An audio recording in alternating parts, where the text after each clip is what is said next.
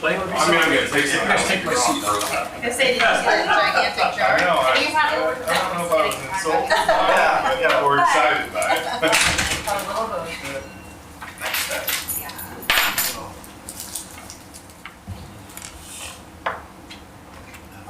We appreciate the offer, but we'll decline.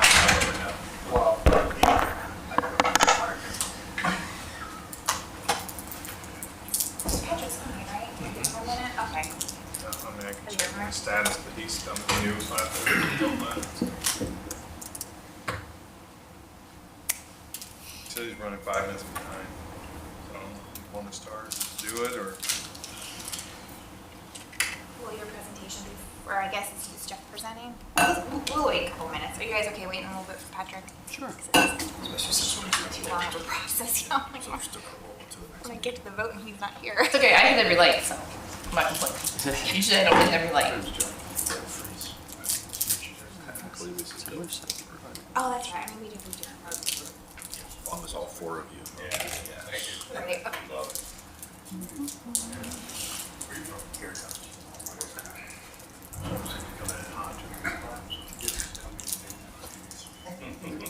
Where did you pull that from?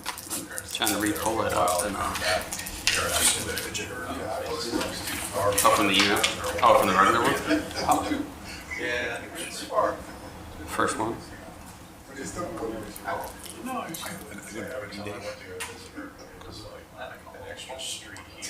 Oh, they come there? Oh, because it's excellent. Like this? Let's go to the dam. Glad you showed up, they were talking bad about y'all. Already? Thank you. Sorry, guys. No problem.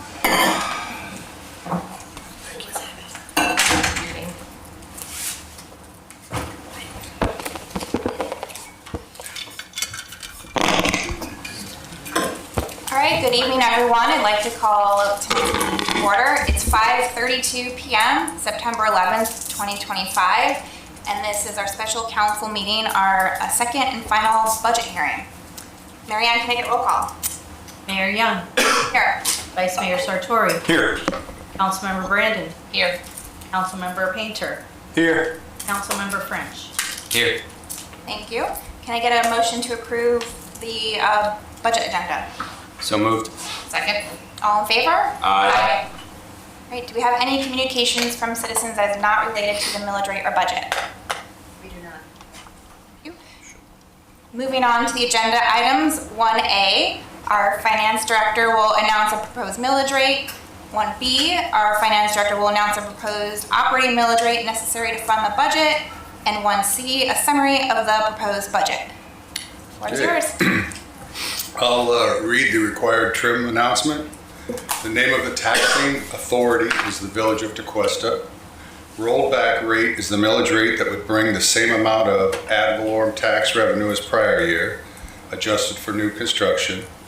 The proposed millage rate is 6.4595 mils. The proposed operating millage rate necessary to fund the budget is 6.99% greater than the rollback rate of 6.0373 mils. Additional ad valorem taxes will be used to cover increased public safety salaries, safety staff, and operational costs. And with that, a summary of the budget is here.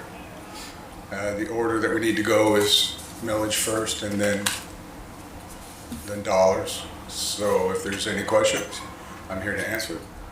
Okay, thank you, Jeff. And was there a correction that needed to be made? I heard you chatting. The agenda just has the proposed rate at 6.4594, but the resolution and the announcement has 6.4595, so I was just making sure that we're good, but we're good. Okay. Typo on the agenda is not a fatal flaw. All right. Thank you. Council, any comments or questions? No, Mayor. I have none for me. Me either. So I'll move on to 1D. Any member of the public public desiring to address the village council on the proposed millage rate or the proposed budget will be given the opportunity to do so. The public is permitted to ask questions prior to the adoption of any motions. Do we have any public comment? Okay, with that, I will close the public portion of the hearing. And I know there is no additional comment from council, I don't believe. And then the final millage rate cannot exceed the, I think this is on my script, but that's not right. But the final millage rate cannot exceed the tentatively adopted millage rate. Okay, with that, we'll move on to agenda item 2. By motion, the Village of Tequesta should adopt the final millage rate. The motion should be that Resolution 18-25, setting the final millage rate for fiscal year 2025-2026 at 6.4595 mils be approved and adopted. Do I have a motion to approve Resolution 18-25, setting the final millage rate for fiscal year 2025 through 2026 at 6.4595 mils? So moved. Second. All in favor? Aye. Okay, moving on to agenda item 3. By motion, the Village of Tequesta should adopt the final budget. The motion should be that the Resolution 19-25, adopting the fiscal year 2025-2026 budget, be approved and adopted. Do I have a motion to approve Resolution 19-25, adopting the fiscal year 2025-2026 budget? So moved. Second. All in favor?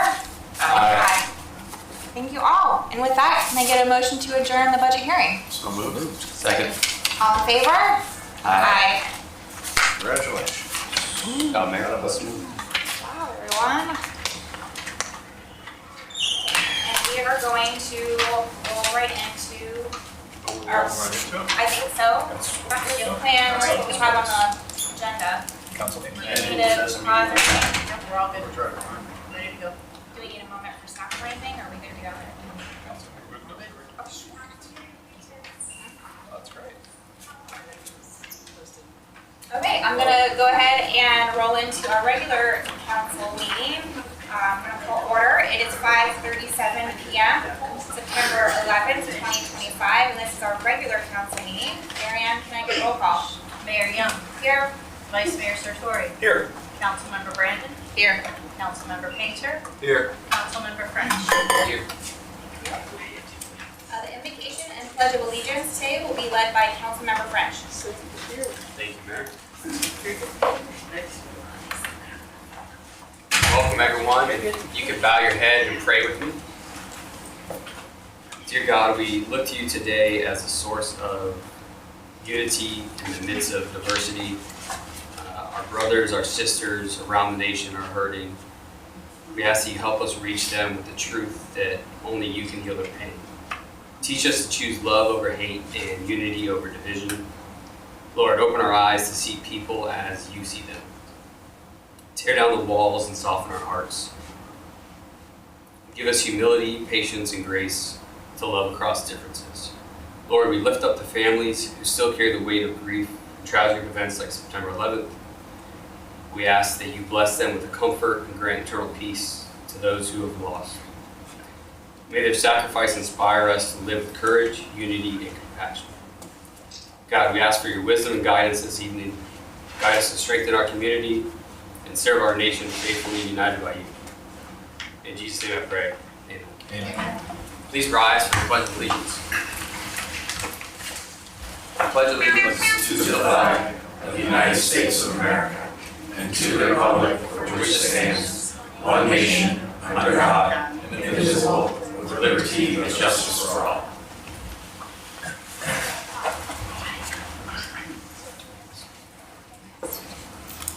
Councilmember French. Can I get a motion to approve tonight's agenda? So moved. Second. All in favor? Aye. Moving on to presentations. Our first is a proclamation proclaiming October 6th through 12th as Florida Climate Week. Marianne, you want to read it in the record? Sure. Florida Climate Week, October 6th through 12th. Whereas the Intergovernmental Panel on Climate Change, IPCC 6th Assessment Synthesis Report 2023, Current temperature rise of 1.1 Celsius above pre-industrial levels, which has contributed to an increase in weather events, rising sea levels, and disruption to ecosystems and human livelihoods.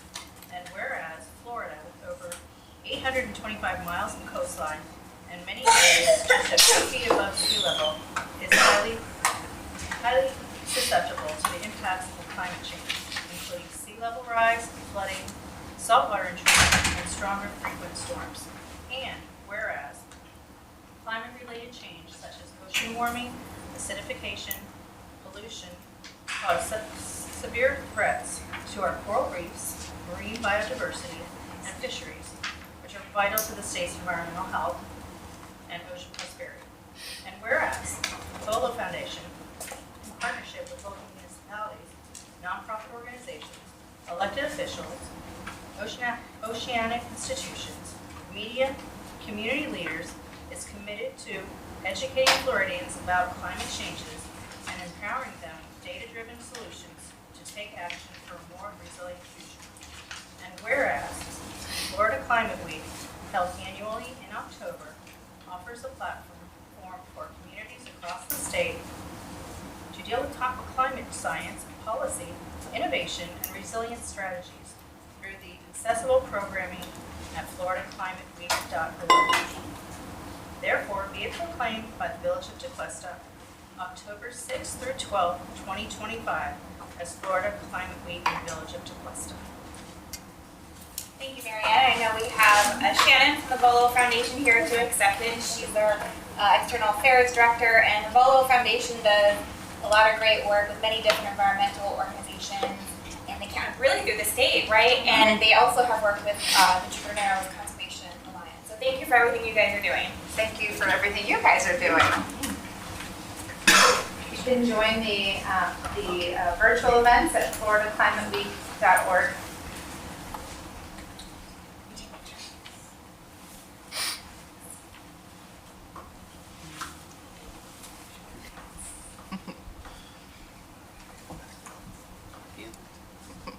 I'm not moving. Thank you. Thank you. Good seeing you.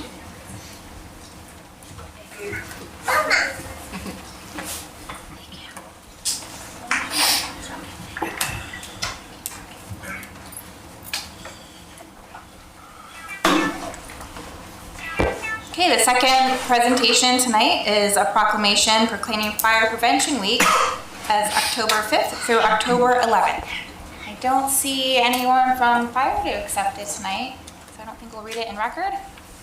But I will say it talks all about lithium battery safety, I believe, and it's interesting. I saw a news article, I think it was last week, about like them catching fire in cargo planes and stuff like that. So I mean, it's really a big deal. So I thought it was a really great topic they chose this year.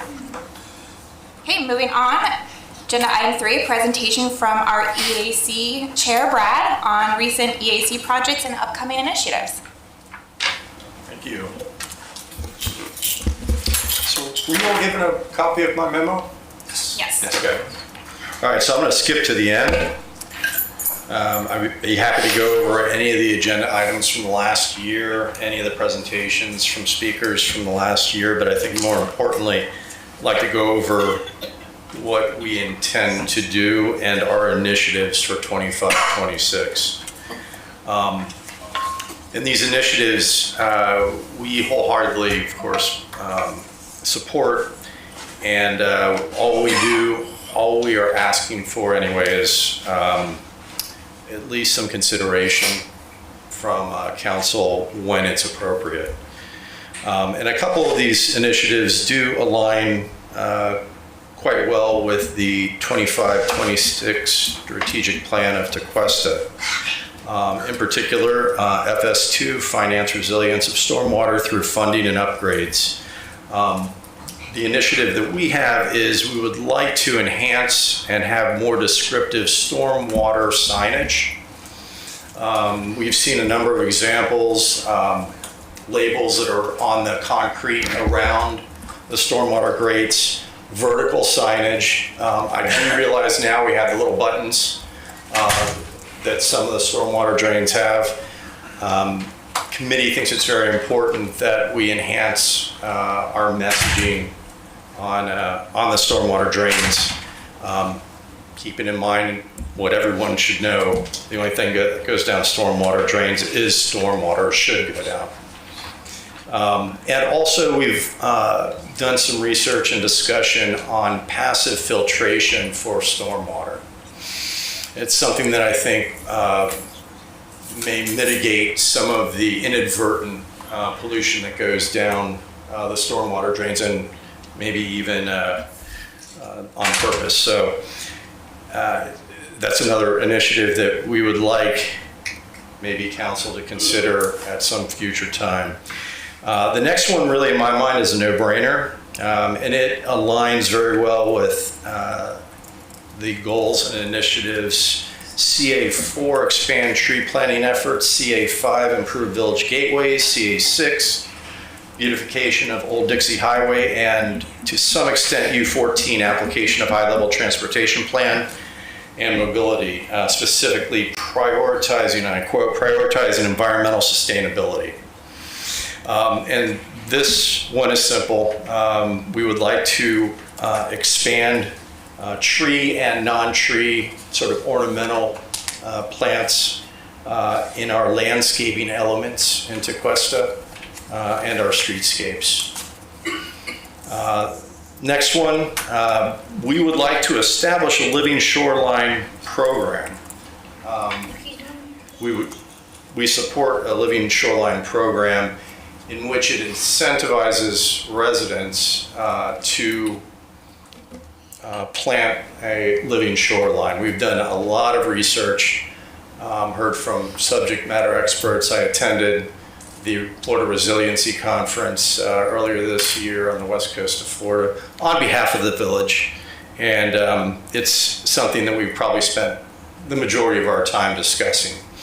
What this incentive program looks like at this moment, I'm not sure. We've tossed around ideas, perhaps modeling it after what's coming after the Adopt a Tree program, which is some sort of rebate system for trees and ornamentals that would defray the cost of planting those on personal property. We see the same thing for, say, mangroves in developing a living shoreline. Next, this one is modeled after our paper shredding event. I think we have them twice a year.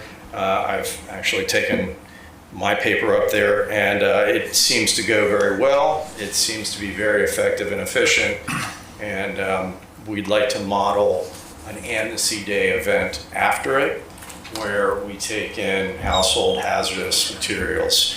You had just mentioned something about, I'm assuming, rechargeable batteries or lithium-ion batteries, and yes, they're a big problem. I have a number of them stored in my my garage right now. Do I take them down to SWA? Will I have like a little bag of them? Do I want to drive all the way down there? No, but if we have something here in Tequesta, and if we're given the green light, you know, obviously we organize this and coordinate this with Waste Management or SWA, but we definitely support something like this, and I hope that you do as well. Another thing that we have discussed and that we are 100% in agreement on, strategies to incentivize contractors and developers to adopt green building elements into their designs. We've talked in a number of different directions, one of which was to give some sort of discount to the permit costs or fees.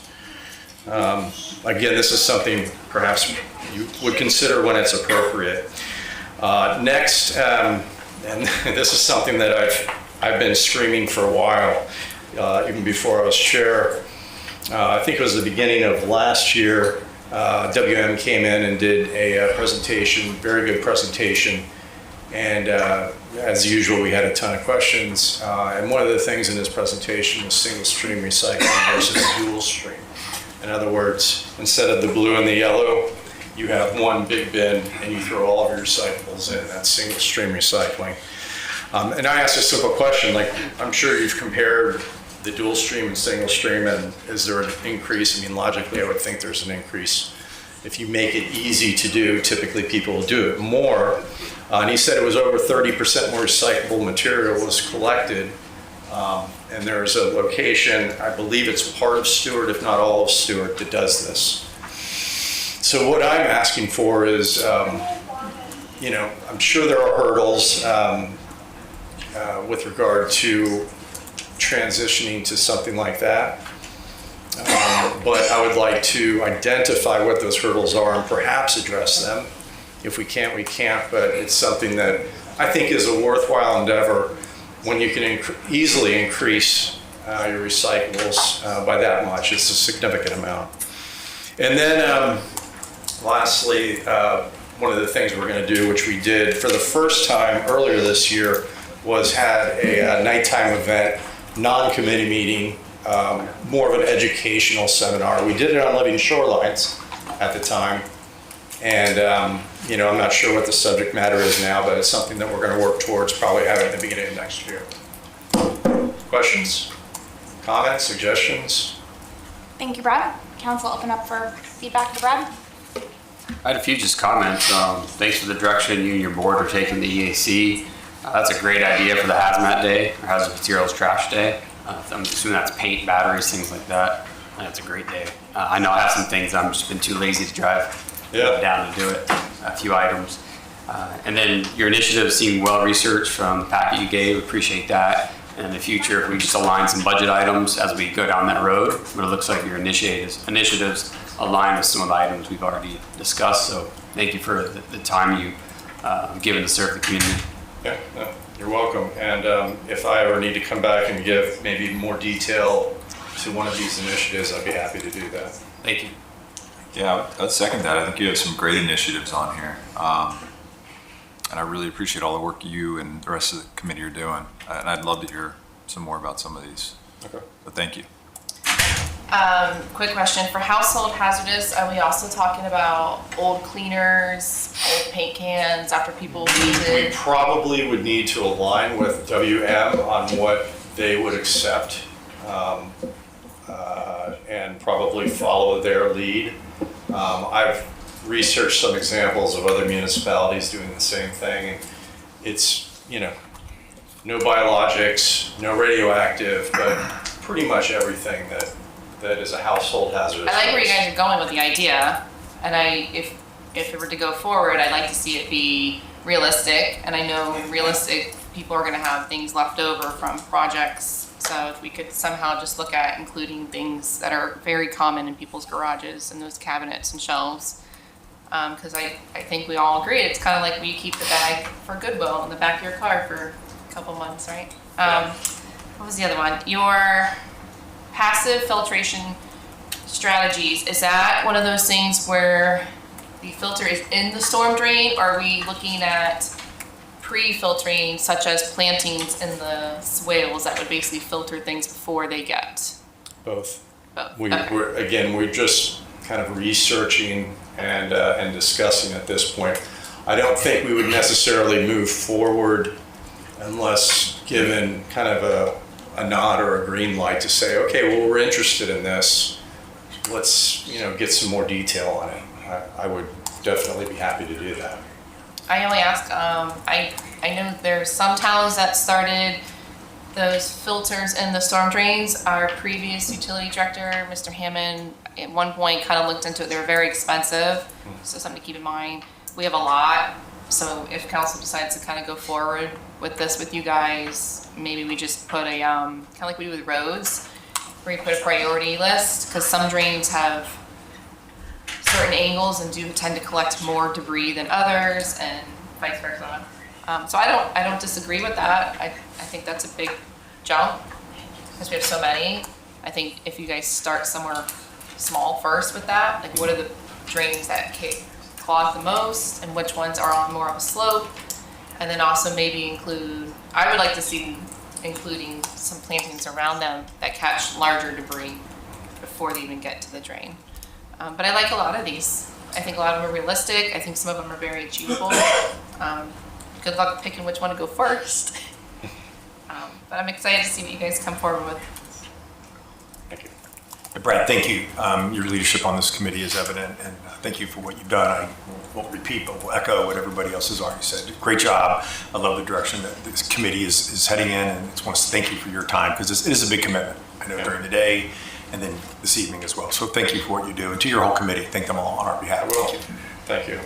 No, this is great. Thank you for the update. It's been a while, so we really appreciate the update, and we get to see all the hard work that you guys have been doing. A couple quick comments. I love the Amnesty Day for the hazardous waste. I think you guys should really focus on that out the gate and make that happen. That's a fantastic idea.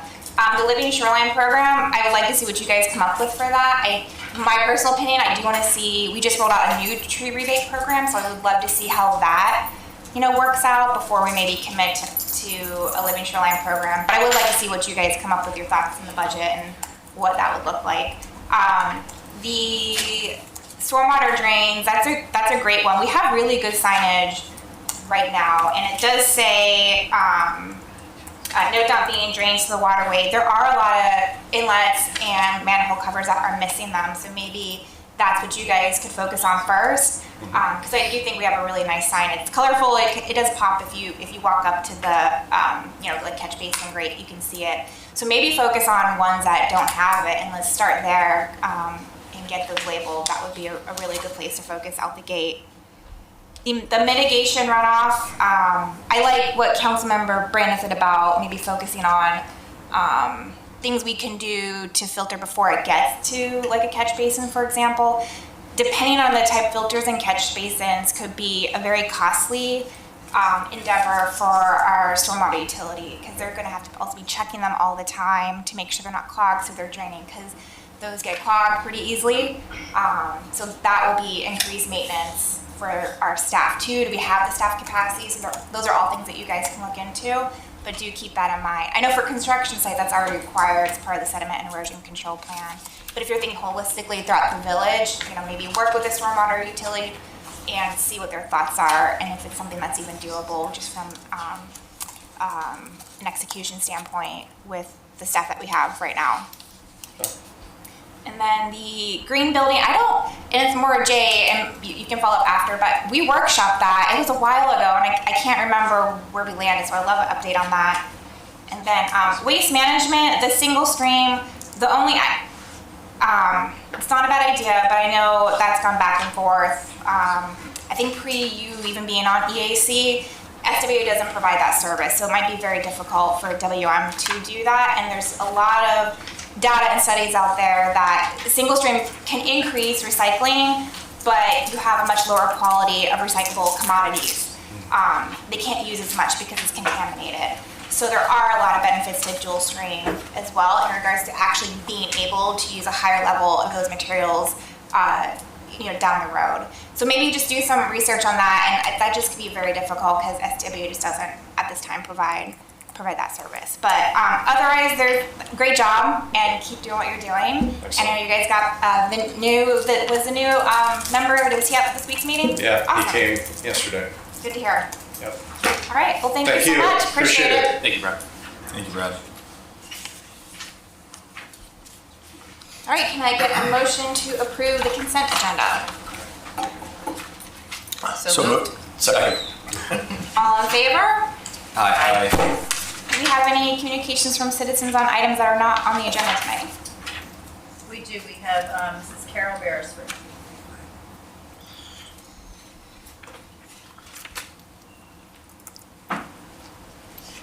Thank you. Hello to all of you. I am here to introduce Hannah's Home, and you know Hannah's Home is in our town, our beloved Hannah's Home, our new CEO and director. And I'm so excited to introduce Nikki Hamilton. And I just thought that you might like to know her because she's in our town and she's helping so many young children, and she has something to say real quick. 3 minutes. Heard about my time limit. Hi, Rick. This is my first time being in the village and working here, and it's my first week, but I'm so impressed. The fire department came yesterday to feed the girls. We have a kitchen under renovation, so restaurants in the area have been picking up the tab for them. bringing food, and the firemen came yesterday, and we had a little 1-year-old's birthday, and Tristan got to be on the fire truck, and the moms were so excited. Everybody took pictures. Firemen shopped, prepared, delivered, and it was an amazing little 1-year-old birthday yesterday, and I'm so impressed with the village. This village is amazing. So, hi guys. I'm sure I'll see you all again. No, welcome. Welcome to Thank Tequesta. you. Yes, Thank you. for introducing Thanks, yourself. Any other comments? No? Any Can I say other? something? Yep. Pastor Paul, you can come up to the podium.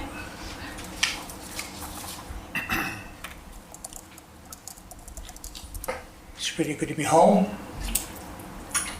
And I want to thank you for your prayers and for your encouragement.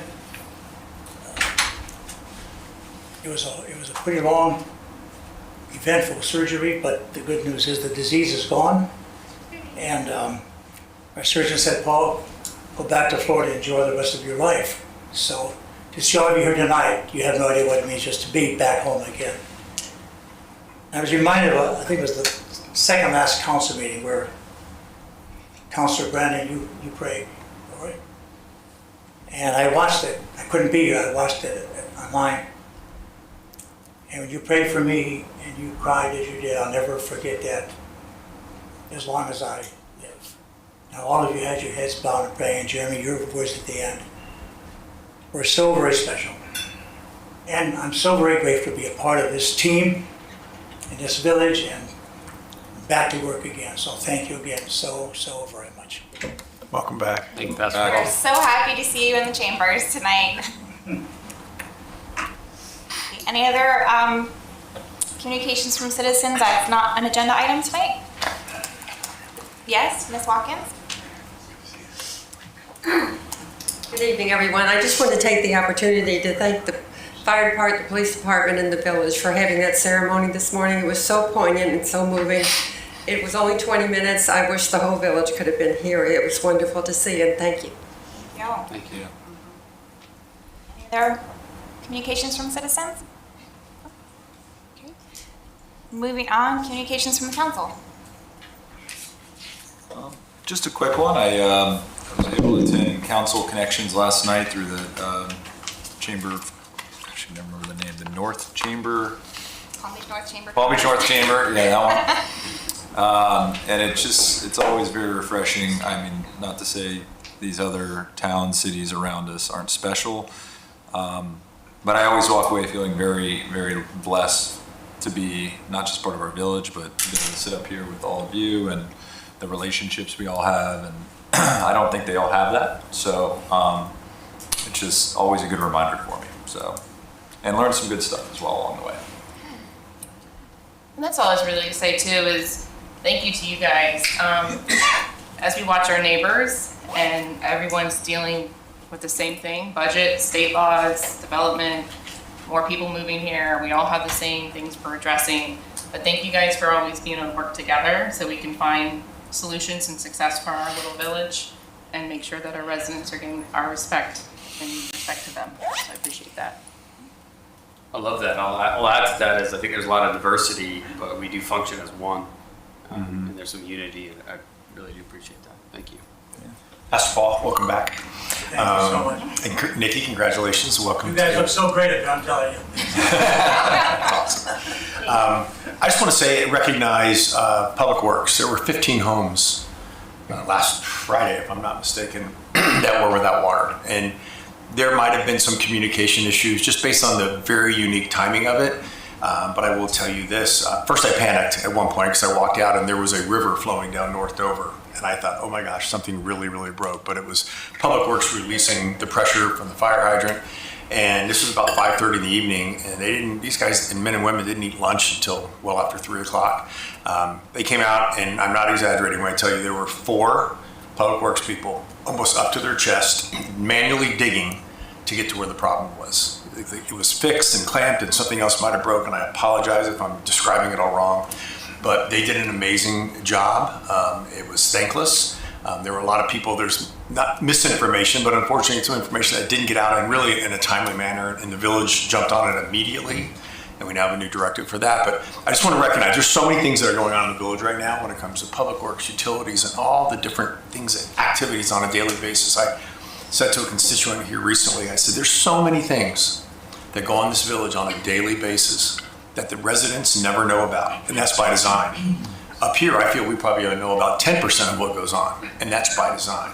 But we have some of the most qualified staff and the most dedicated people, and I just want to acknowledge that whenever we can. So Jeremy is the village manager. Thank you for the leadership that you give and the flexibility and the entrepreneurship that our departments have. And just please, to anyone that is here from any of those departments, just all of our departments, thank you, because Friday night or whenever that was, could have gone really sideways, and they really pulled it back together. And I just want to recognize Public Works for really working well into the evening. So thank you. Thank you, Council, for all your great comments tonight. I have one more thing to add. Yesterday, I attended the first official public meeting for the countywide master transportation plan that the consultant put on. It was at the library in Palm Beach Gardens. Jay was there as well. It wasn't highly attended, but it was from 12 to 2 on a work and school day. I did express that to the consultant that maybe that time choice wasn't the best for max public engagement, but it was really informative, and they had a one of those live surveys where they issue the questions on your phone and then you see the results live on a screen. So they're really able to get feedback and then a different variety of issues on what the people that were there thought were the most important that they should focus on. So I think they had 2 yesterday. I think they had another one that evening somewhere else, but they're gonna have 8 total. So we'll be excited to see what the results are of that, and I will keep you guys up to date on that front. Cool. Mayor, if I may, I was saying Public Works, but water and utilities. So if I have the department incorrect, I apologize. But just want to make sure they were in bright yellow shirts, and they were up to their chest, slinging mud, water everywhere, and they got it fixed really, really quick. So thank you. All right, moving on to standing reports. Village Attorney. Thank you, Mayor. So happy to see my friends Paul and Carol out in the gallery tonight again.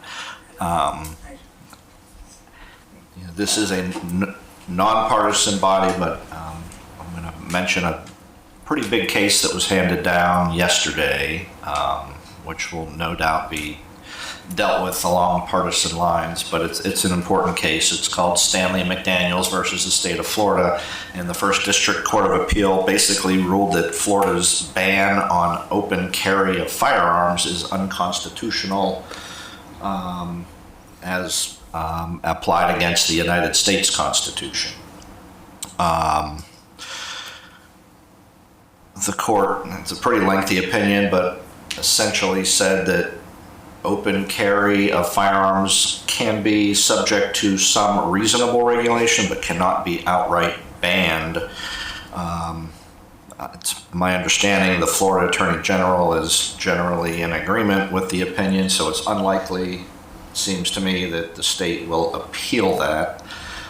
What I think is likely is that the governor will make a push for legislative change.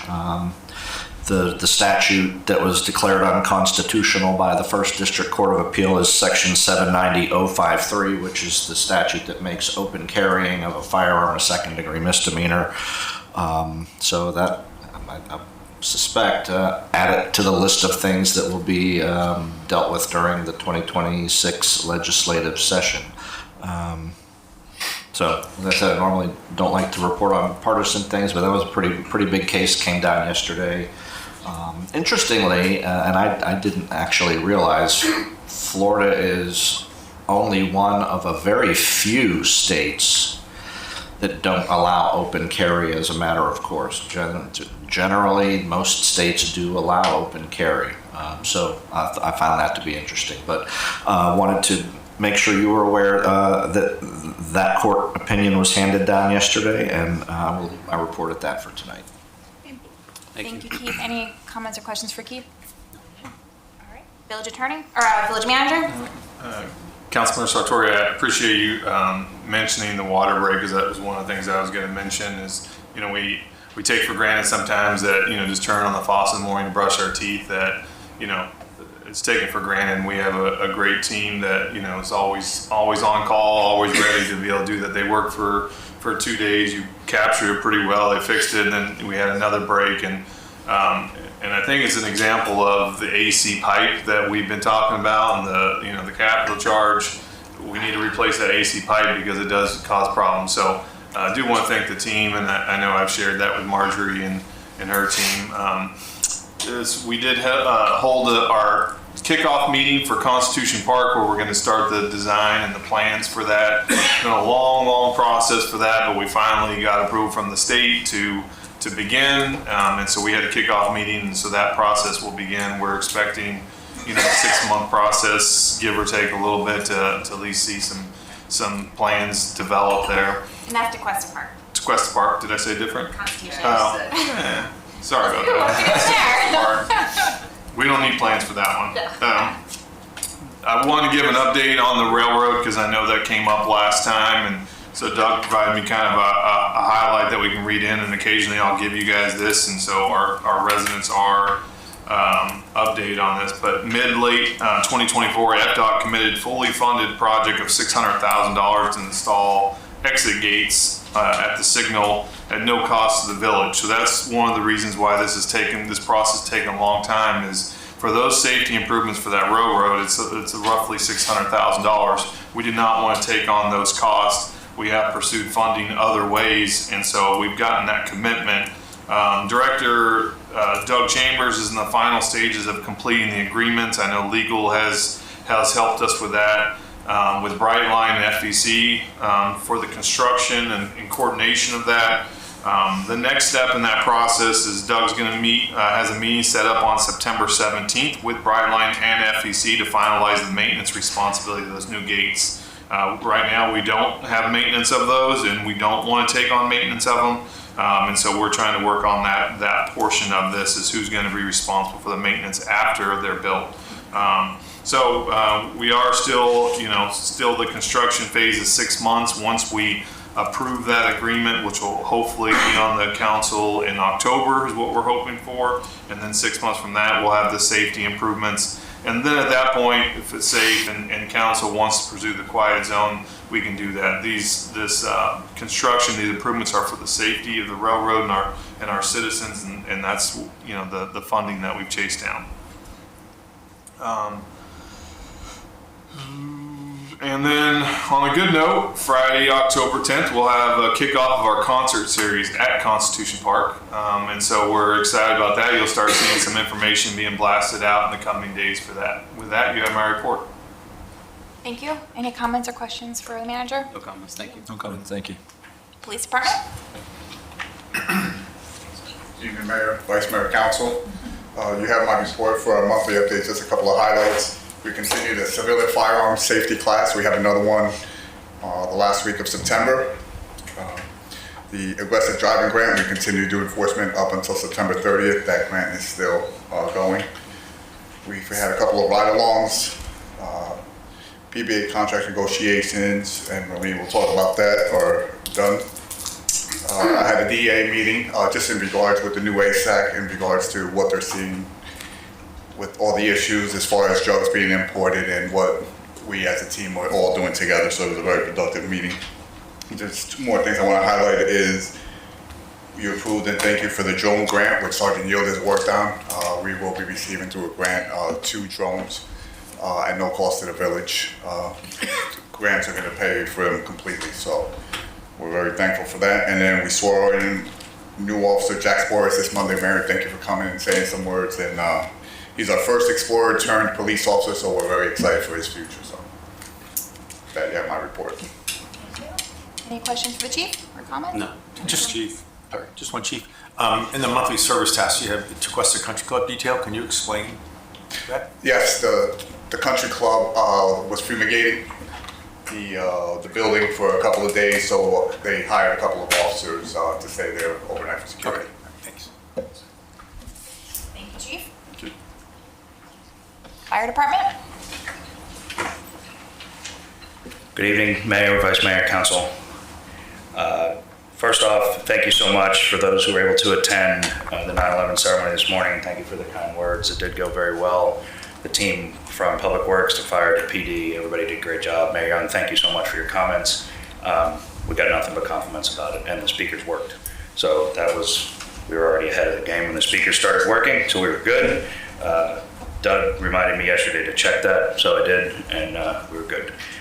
We had a lot of great meetings this month. We were very well represented throughout the county and throughout South Florida. One of the most important ones was we had a presentation for all 3 shifts for the National Firefighter Registry for Cancer, and we're probably over half of our department, probably 16, are registered. And what this does in a nutshell is keeps track of all firefighting related cancers throughout our department, and it helps us with grant money, it helps us with research and things of that nature. So Councilmember French, I know you know that initiative very well, and hopefully we will get what's called a gold helmet, and that's if you have over half your department registered. So it went very well, everybody was very well informed, and it's retired volunteers. I believe they're both county retired firefighters, so it was great. Lieutenant Dodd had a great month. He taught some classes for Good Shepherd, and he also finished a very challenging course with Palm Beach County Fire Rescue for Captain Officer Development. He was the only one not affiliated with Palm Beach County Fire Rescue, and the rumors I heard back was he was one of the leaders the whole entire week. So I was very proud of him for representing us so well. Not surprised at all, but just it was a good showing for us. Once again, 9/11 ceremony. We've got some things coming up this month. Our written exam for entry-level firefighters is going to be this week, and they're going to have about a 5-step process to get through before they get their job offer. And let's see, a lot of new policies in effect. Most of them stem from ISO, including annual fire inspections, which we've been doing forever, but now we actually have a policy to go with it, which was ISO's recommendation, so we obviously comply. Same thing with hydrants.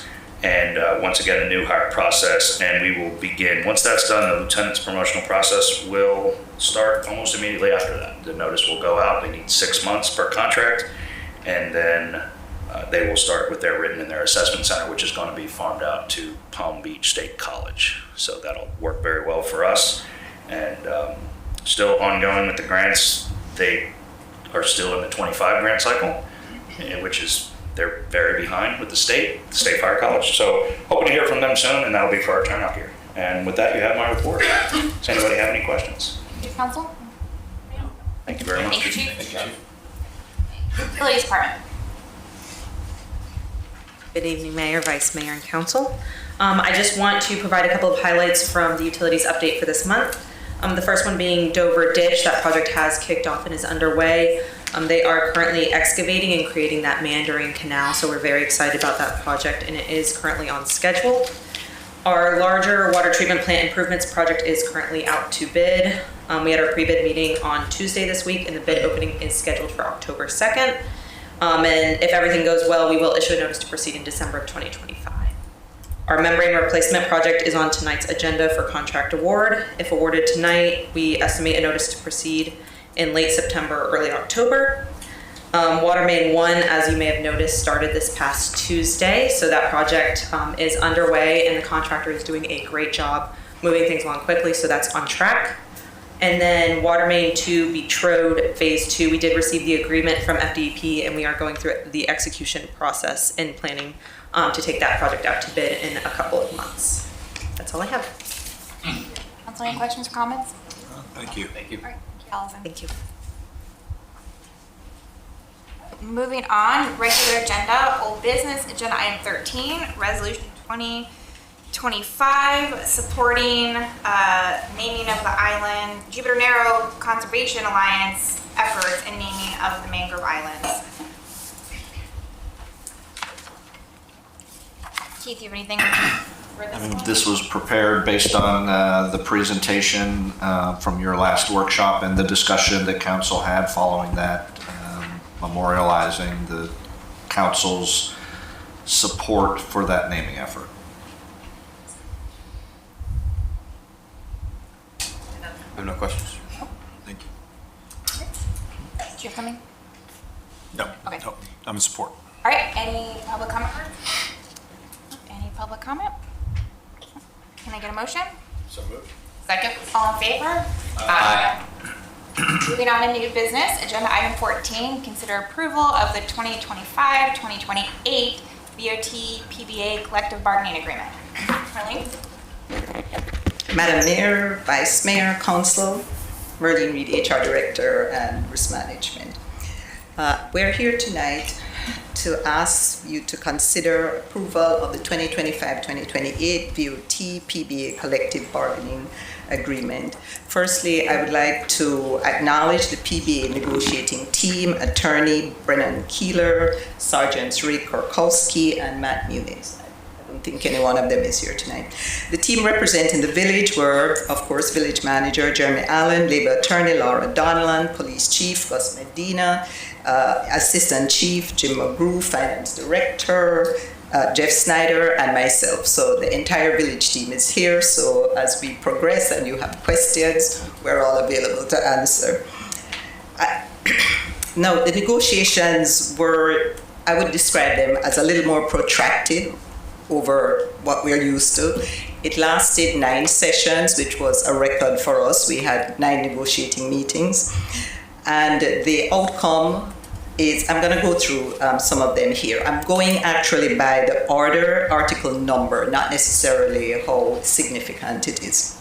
So the first thing we have, the first change is Article 7, introduction of a physical abilities test to be taken annually on a voluntary basis. This is to start in October 2026 with a one-time non-pensionable payment of $250 for members who pass. Article 13, wages, increases of 13% in the first year, 6.5 in year 2, and 6.5 in year 3. Article 14, special duty compensation, we have 3 new additions. We have introduced a night shift differential pay from 6 p.m. to 6 a.m. and that's 2.5%. We also have introduced a differential, 5% differential for addition of traffic homicide investigation as well as PIO duties. That's public information officer duties. And it's actually, if I could count, that's 4. And there's a differential as well for performing duties as part of the bicycle patrol unit. Article 28, career service benefit. Members with 5 to 10 years of service will now receive a one-time annual payment of $500. And we thought this would be helpful in helping to retain officers. The first 5 years are usually the most, where you find not just police, but employees tend to leave. The next article, Article 29, upon adoption of an amended pension ordinance, members may purchase prior certified correctional officer service. Reopeners, we don't normally have reopeners, but we have 2 this year. Article 15, insurance, and Article 29, retirement.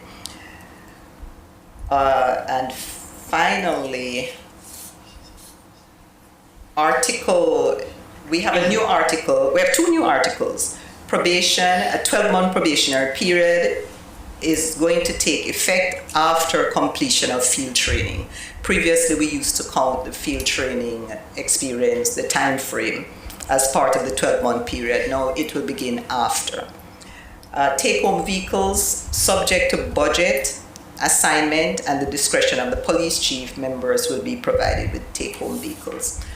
And we wrap by just giving you an outline. Currently, the fiscal year ending 9/30, the total will be roughly 1.9 million. And then each year you will see the numbers there. Starting 10/1/2025, the total is 2,196,920, and so on. We are available to take questions. Marlene, Council? Appreciate your hard work, but no questions. Thank you. Process. No questions, Mayor. One question, the career service benefit, the summary here, it says members with 5 to 10 years of service will receive a one-time annual payment. What happens at 11 years of service? That's already in the contract, so we have a tiered system. We just added that one. So persons That's article, hang on. You added the 5 to 10 years. Uh, You added the 5 to 10 years. we added the 5 to 10. That's the only difference. We have always recognized 10 and above. Thank you. Okay. No, thank you, great job. Okay.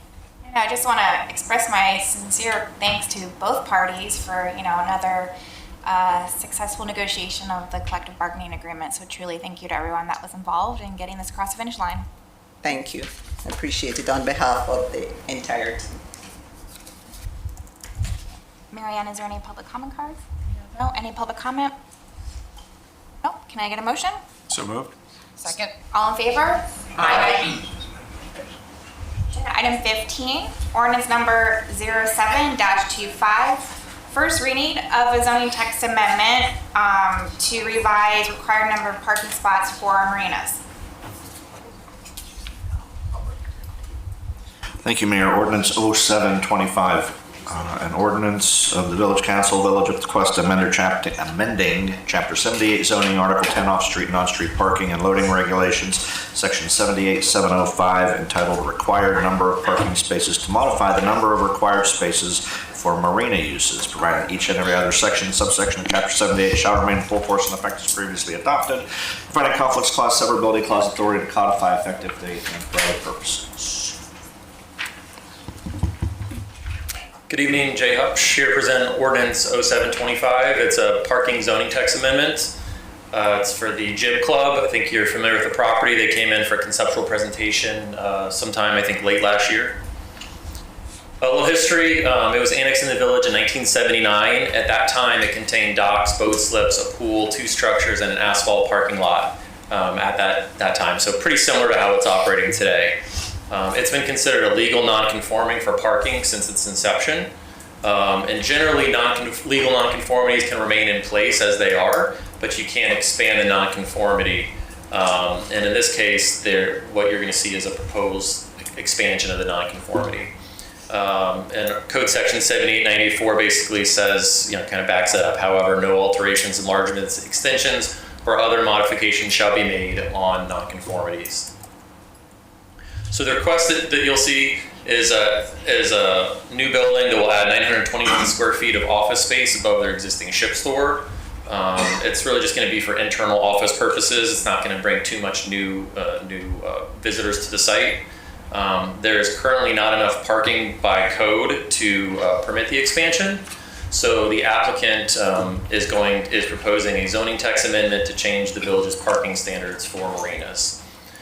There's also a site plan and special exception for that new office space, but that would come before you during second reading if it were to pass first reading tonight. So the Jib Club is in the R3 zoning district. Marina facilities are only allowed in the R2 and the R3, and only on properties which are contiguous to the intercoastal waterway. So there are a couple of R2 properties that are on the Loxahatchee. Those would actually not be eligible to put in a marina as the way our code is written. These are the properties that you can conceivably put a marina in, or that you can technically put a marina in. Conceivably, I think you could only really do one at Waterway Beach Condos. That's the only place where it looks like there's really enough space to do parking and kind of fit one in there. But of course, somebody could try to put one in at any of these properties. So our current code requires 1 1/2 spaces for each boat slip, which would require 44 spaces here. The proposed code is 1 space for every 2 boat slips, and there's also requirements for commercial uses. So under this new code, they'd only be required to provide 15 parking spaces. Here's some examples of other marina parking codes, mostly in Palm Beach County and Treasure Coast area. So the red are ones that are more restrictive than what we have, and the green are more restrictive than what's proposed, and the green is in line or less restrictive. Right, so Jupiter requires 1 space per slip. Stewart is 1 space per 5 slips plus 1 space per employee. Same with Martin County. West Palm is 1 space per slip. Riviera is 1 space per slip. Palm Beach Gardens is 1 per 2 slips. Palm Beach County is 1 per slip. North Palm is 2 spaces per slip, and Lantana is 1 space per 2 slip. You may notice some cities that are missing. Some don't even have standards. So Juneau Beach doesn't have any standards. Lake Worth Beach doesn't have standards. I think Delray may not even have any. So some places don't even have them. These are, mostly the waterfront property municipalities I could find. Additionally, some ones have additional requirements that are kind of relevant in this case. West Palm and Palm Beach Gardens both require you to park the accessory uses. So if you had a marina with a restaurant, you'd have to park that restaurant too. Our code currently doesn't clarify that. So here's kind of a breakdown of what will be required, because we're holding them to that. Even though it's not in the code, we're saying that you're still going to have to park for your ship store and your office space. So under the current code, they would actually be required to provide 50 spaces. Under the proposed code, they'd be required to provide 21 spaces. So and with 24 spaces provided, they'll only have 3 extra spaces. So you're not going to have enough extra spaces here where they're going to be able to come in and put in a restaurant or a tiki bar or anything like that, right? They could probably add another small addition that would with those 3 extra spaces that they had. One thing is, as I kind of dug further in this, it's not in the official recommendation of the PZB, but as I was prepping for this, I did notice, and like I said, in the West Palm and Palm Beach Gardens code, it does clarify that accessory uses have to park those accessory uses. So even though we're kind of holding to that, I think it's not the worst idea to put that in the code and clarify it just to be safe. So if you wanted to, you could actually add on to it and say accessory uses shall be parked in accordance with the parking space requirements for the individual use. So if they did a restaurant, a tiki bar, or expanded the ship store, we could kind of hold to that. This went to the local planning agency in August. They voted 5-0 to recommend approval. They also voted 5-0 to recommend approval of the site plan that's associated with this project. Of course, like I said, that would be heard at second reading along with the special exception. Another thing to point out, that marinas require a special exception. So if someone were to try and propose a marina at another property in the R2 or R3, they not only have to go through the site plan approval process, they have to go through the special exception process. So there's some checks and balances to make sure that it's compatible and consistent with the area. That's my presentation. I know the applicant has one as well.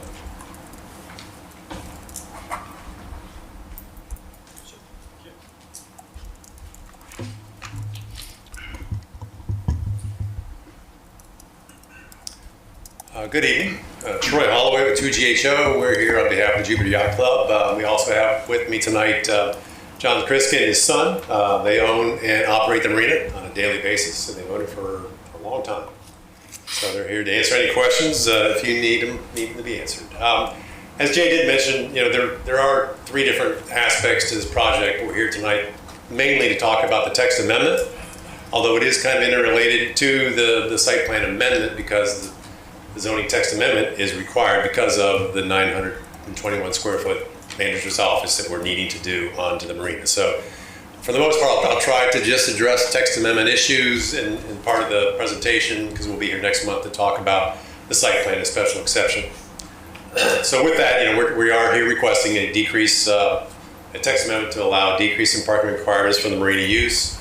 In addition to that, we are requesting a site plan and special exception approval for a minor expansion to the existing Jib Club and marina for the 921 square foot second story addition for manager's office and storage for miscellaneous marina supplies and equipment, which will be above the ship store itself. And also, as mentioned, the property does contain some existing legal nonconformities related to the parking and in addition to the open space requirements. Of course, this is the site abutting Intercoastal, just south of Beach Road, inside the Jupiter Inlet Colony. Just some quick facts about the Jupiter Yacht Club. It's kind of interesting. They have been in service since about 1960. They do offer equity memberships, condominium ownerships, slip rentals, and assorted services. The property does contain a ship store, restrooms, pool, fuel pumps, and laundry facilities for all the boats and dock slips. It's the only marina located on Jupiter Island and within the village of Tequesta. And just some brief history, we did come to you all back in December of 24 and did a conceptual presentation for this, where we did talk about actually needing the amendment, the text amendment, whether a text amendment or a waiver would be, which way would be the best way to go. We did provide informational letters to some of the residents, 4 of the abutting residents there on the south property line. Back in January of this year, we did not hear any comments from those 4 residents. We did provide also a presentation to the Jupiter Inlet Colony in January of 25. That meeting went very well. Their really only concern was just on how the proposed structure would look on the south side, and they wanted to make sure that people weren't looking down into their properties, but other than that, they were fine. And of course, we made our initial submittal in January 25 on the 21st, just after our meeting with the Inlet Colony. This is our site plan. Of course, it's an existing facility, existing marina. We're not adding any slips. We're not adding or removing any parking. We're not adding or removing any green space. The whole thing stems just from adding the second story 900 square foot manager's office above the existing building. And this is kind of just a little blow up of the building itself, and the enlarged area, the yellow area would be where the second story would be. And again, the whole point of the text amendment is the parking provided, which is currently existing on site, are 24 spaces in getting it up to the current code. And again, we do park not only the slips, but we'll be providing parking for the manager's office, the 300 and some square foot store. So all the accessory uses we also park. So with that would equate to 47 spaces per your code. I'll just skip over this. We can talk about that next month. Just talks about the proposed addition itself. Again, the Jib Club does provide fueling services. That is their main business. The marina does contain no liveaboards or any charter boats. On a daily basis, there's only 1 employee there a day that manages that marina. There are no alcoholic beverages that are served inside or outside of the ship store. However, drinks and food can be purchased in the ship store itself. Outside boat service personnel, basically maintenance personnel that would maintain the boats. That's typically only 1 vessel per day, per week is maintained, so you don't have 3 or 4 service vehicles in the parking lot on a daily basis. The 29 slips are seasonal and only full during peak season. We can look at these later if you need to, but these we can talk about during the presentation in October. These are just shots of the building itself. Sorry, we'll just pan through those. And this is about the parking. I know Jay covered a lot of it, but the 29 existing slips of the marina currently require 44 spaces for just the marina, 44 spaces per your current code. So what we've done here, kind of the same thing that Jay had shown, basically Tequesta's current parking ratio for marinas doesn't really align with the actual demand for marinas, and it's not consistent with other compatible nearby municipalities. So what we've shown here from top to bottom, we have at the top, of course, Tequesta leads the pack there at requiring 44 spaces at 1.5 spaces per slip. Next down from there, we've got Jupiter, 1 space per slip. It would be 29 spaces for this particular marina. Palm Beach Shores, 0.75 spaces, which would be 22 spaces. At the very bottom, we have Martin County Stewart, which is like a little extreme. They've got 1 space per 5 slips, which would only be 6 spaces for the marina, which seems kind of crazy. So what we did was we looked at the 3 in the middle there, which are kind of the average and median, which is North Palm, Riviera, and West Palm Beach, which is 1 space per 2 slips, which for this marina would be 15 spaces. Those 3 municipalities also have 4 to 6 very large successful marinas in their municipality, which are operating successfully with no issues. So we use those as kind of the median. In order to rectify the existing parking nonconformity and deficit, we have proposed a zoning text amendment to reduce marina parking requirements to be more consistent with the surrounding municipalities. Your village code does allow for the ability to request a reduction required on-site parking, but again, we feel that the text amendment is the way to go. It's a much cleaner, more equitable solution. So again, what we proposed here is 1 space for every 2 boat slips. And we've also added, in working with staff, we've added parking spaces for charter services, which shall consist of 3 parking spaces for each passenger carrying vessel with less than 6 passengers, and 1 parking space for every 2 passengers or vessels with more than 6 passengers. Again, we don't have any charter boats in the marina. I think that's actually not permitted in the marina, so it will not happen unless they change their bylaws. Just some rationale for a text amendment versus a waiver or something else. There's little potential for adverse impact here. This text amendment does not create any negative scenarios at all. As all R2 and R3 parcels requesting a marina would have to receive a special exception use approval, so it has to come in front of you all to do anything on that aspect. Parking does not necessarily correlate to the actual use of recreational boats. The United States Coast Guard has data that suggests that vessels are typically only used 10% of the year.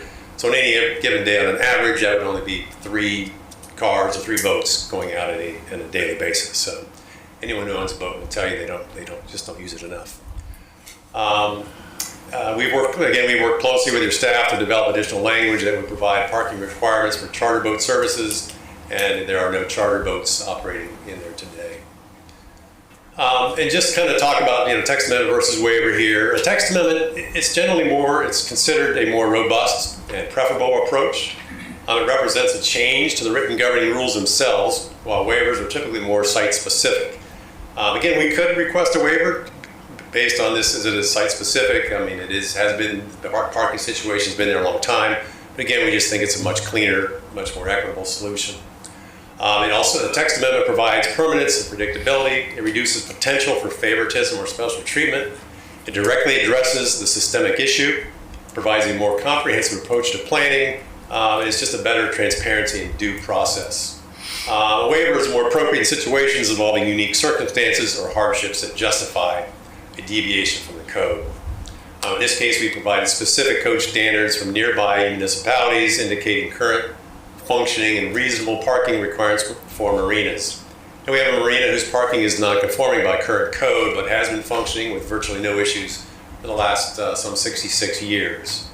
And text amendments enable jurisdictions to update their regulations to reflect evolving community needs, technologies, and it's just in good planning philosophies. And with that, also, I'd like to just kind of mention, I know you all received a letter from a resident, kind of had some misinformation in there. Just 2 of the things I would like to just cover. They mentioned that the village could simply allow this applicant to continue as a legal nonconformity for parking without doing any additional violence to the code, which is not true. Jay had mentioned as well. Since we are adding the 900 square foot office to the existing special exception, we'd be expanding a nonconformity, so you just can't let that ride. And of course, the other nonconformity we have is the open space. We're not increasing that, so we're not increasing that nonconformity, so you just can't allow that to continue. And then lastly, they said something about it's highly probable that we're up to something. We have an undisclosed motive behind this request. Couldn't be any further from the truth. They simply just need additional use for manager's office. They've got like 350 some odd square feet, I think, for the store. So it's a much needed redevelopment there for their building. So with that, I'm happy to answer any questions. Thank you, Troy. Council, I'll open up for discussion. I have a few comments, questions. The first, yes, we received many emails on this issue, a few other, and I think they're generally pointed to parking throughout the village as a whole. I didn't receive any emails specifically for the marina parking. So I responded to all those emails. I also spoke with the Beach Road Association member that is to the east of you, or to the east of the Jib Club, and they weren't aware of any concerns. I didn't get any concerns from them. When you listed the 4 neighbors on the slideshow earlier, you didn't list the condo that was right to the east. Did you guys speak with that condo, or why wasn't that listed on the contacts, or Beach Road Association in general? We were just asked to notify the budding residents, which those 4 single-family homes were budding, so we notified them. Again, we did have a meeting with the Jib Club. They advertised. We had a meeting with their council and the residents, and nobody had any issues at all. Okay. And they haven't received any. The site's posted as well. There's been no concerns that I've heard of. Okay, thank you. And you said there was no issues from the inlet colony. Was that one of the things you mentioned? Correct. Okay, thank you. And I'll just add that I did talk to them over there. They have not received any concerns or complaints. They have maybe a condition of approval when we do the site plan, but it has nothing to do with the text code amendment. Thank you. And I think what I've heard, to be clear, this parking is only changing for marinas and any new marina that came before us, or any new marina would have to come before us. So this would not automatically approve other marinas to have less parking or any parking issues. So with that, I support going forward with the text amendment, and I'd like to hear what some other council members have to say as well. Yeah, I agree. I mean, we did receive several emails from residents, and they were kind of general in nature. I did receive one or two that I think did deal maybe with just the marina use, but I agree. I mean, based on my research, we did see some emails that there was this kind of hidden development interest, but not only do I not think it's possible, I just don't think it's the intent. I mean, you guys have owned this for quite some time. And just the reality is, it's not a huge property. Where it lies, it would be very difficult to do anything different than what you're already doing with it. Basically, I see it as a way to modernize our code. I thought I read this in there that the property's been legally non-conforming essentially, since it was annexed in 1979. So why wouldn't we want to clean up our code and modernize it in that way? And not only that, just bring it within alignment of other municipalities around us. So with that said, I do support the text code amendment. I am curious, Jay brought up that additional language regarding the accessory use at the end there. I don't know if there's an objection to that from the applicant or not, but is that something we should consider? I'm just going to put that on the table, but otherwise I'm fine with that. No, not at all. Like I said, our site plan actually is showing the parking requirements for the store and for the office, and I think for any other structures that are, I think when there's a cooler, we also put that in there as far as we have retail parking for the store and I think office parking for the manager's office. So we accommodate it as well. Okay. Well, no objection from me. I guess we could decide if we want to add that additional language, but otherwise I have zero objection as is as well. I have a question for Keith. So our village is very old and we have several properties that are legal non-conforming. For this property, if it wasn't doing an addition to it, would it just stay legal non-conforming? Or would this come up to us to have a change in their parking code, whether they were adding or not to the property? Sure, I understand what you're asking. I mean, So this is getting brought to us because they're adding a second layer to the current building, correct? Correct, yes. Okay, so if they weren't adding, this property could technically sit legal non-conforming for another decade. Correct. Okay, so are we picking and choosing these legal non-conforming properties as they get renovated? Or we have to go through each property that is legal non-conforming? No, I mean, this is going to, I'm not sure, are there other marina uses that we have to deal with? And I don't think so, but regardless. No, the concern you're raising, I don't share.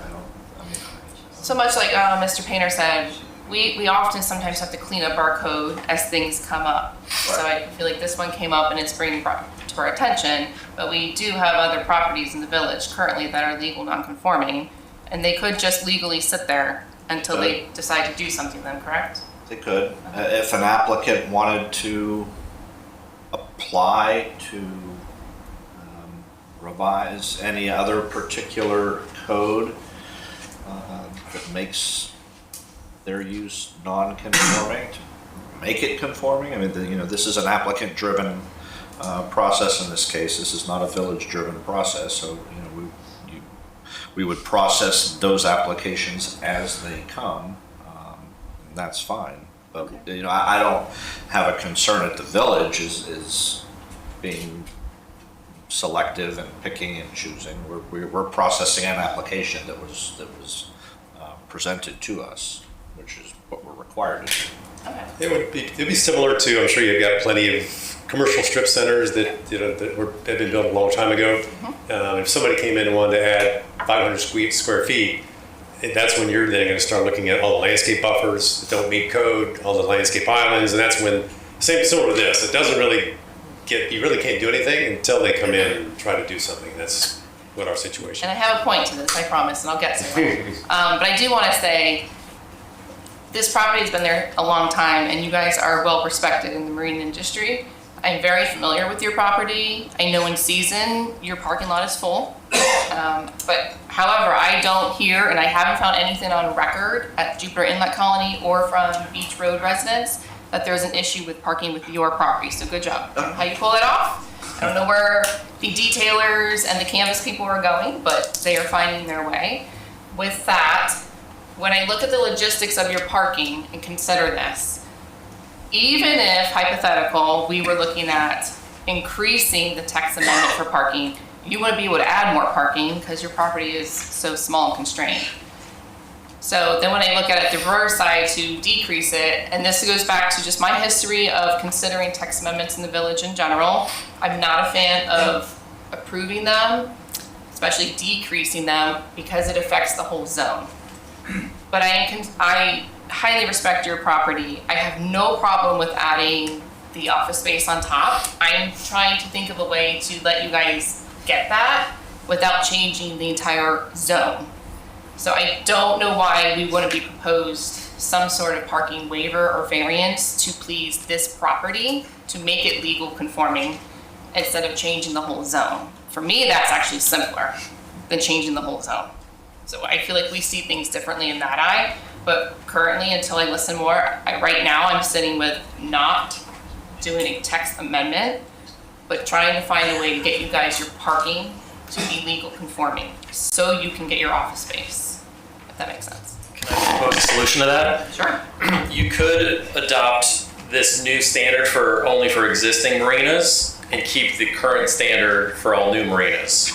So that way the new marinas would still have to meet that 1 and 1/2 spaces for each boat slip, but they could meet this one. Okay. I don't know if Keith would elaborate bless that, but it's a thought. I get where you're going, but why wasn't that not brought up before then as an option? Okay. Well, a quick question, if that property were to redevelop, would be null and void then?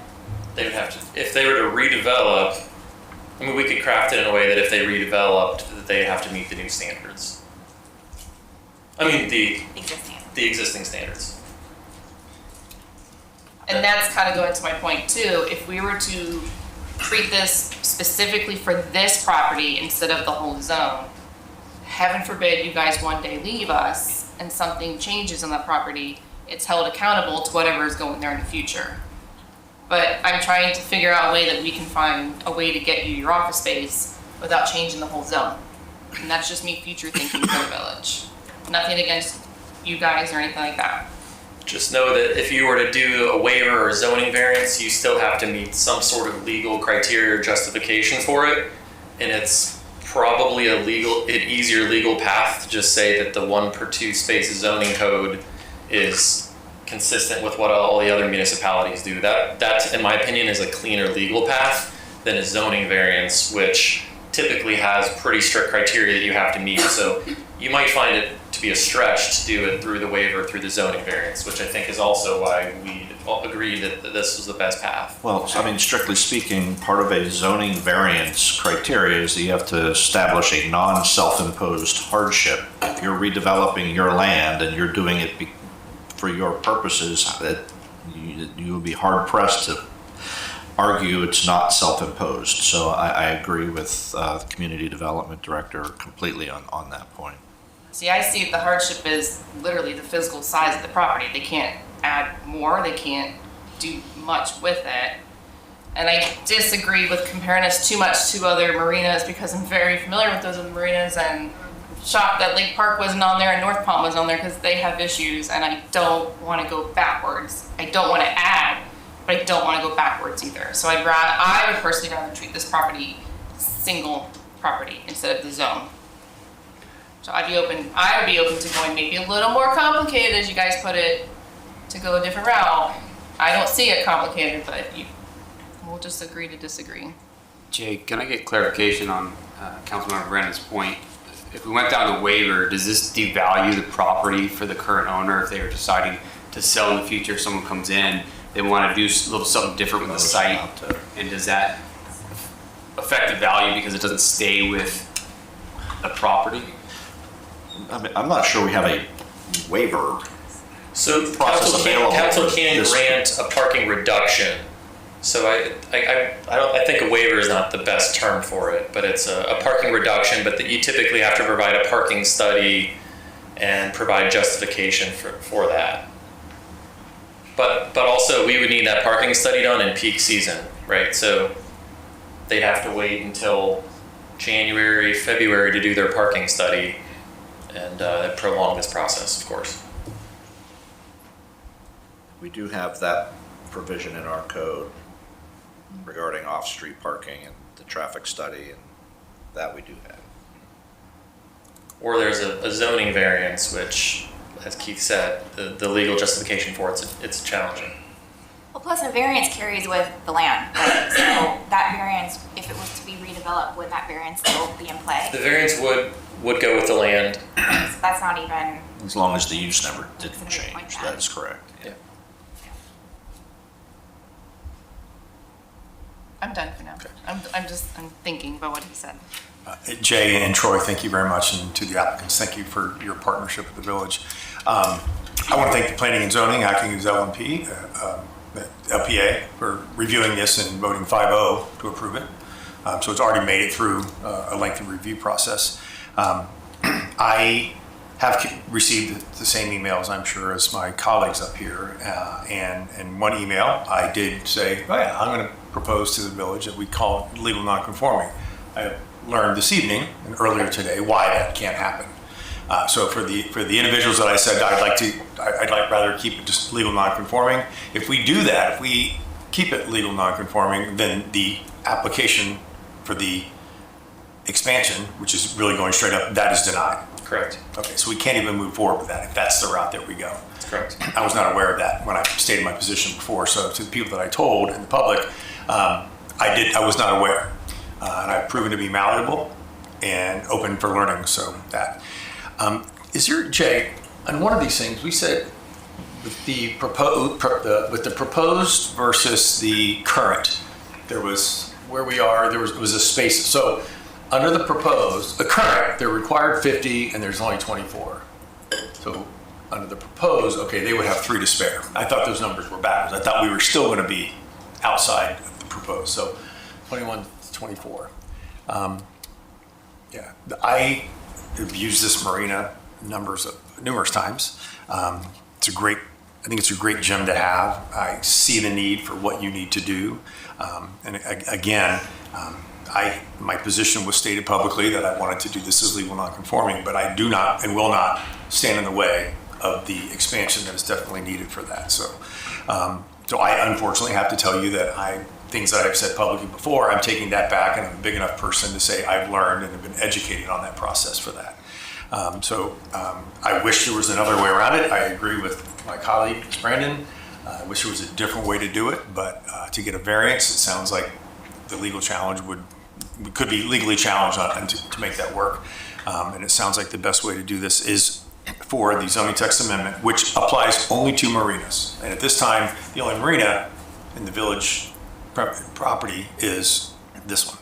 Correct. Now, you said there was one that might be available at Waterway Village. Now, when we're saying marina, is that a boat dock, or just if they want to expand their dock to have slips, or is a marina be commercial operating? Commercial marina. Commercial marina. So basically, they would have to tear that waterway down, assumedly, to do that. That would only happen pretty much with the redevelopment of that site. Although there is enough green space on that property, they could probably do it still, but it would most likely happen if it got completely redeveloped.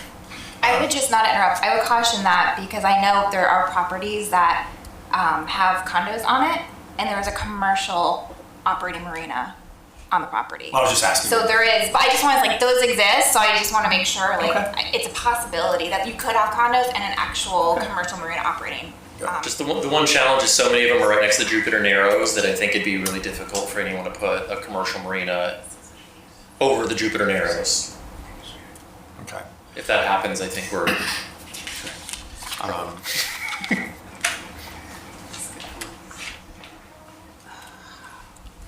So the waivers are kind of off the table, is what I'm hearing.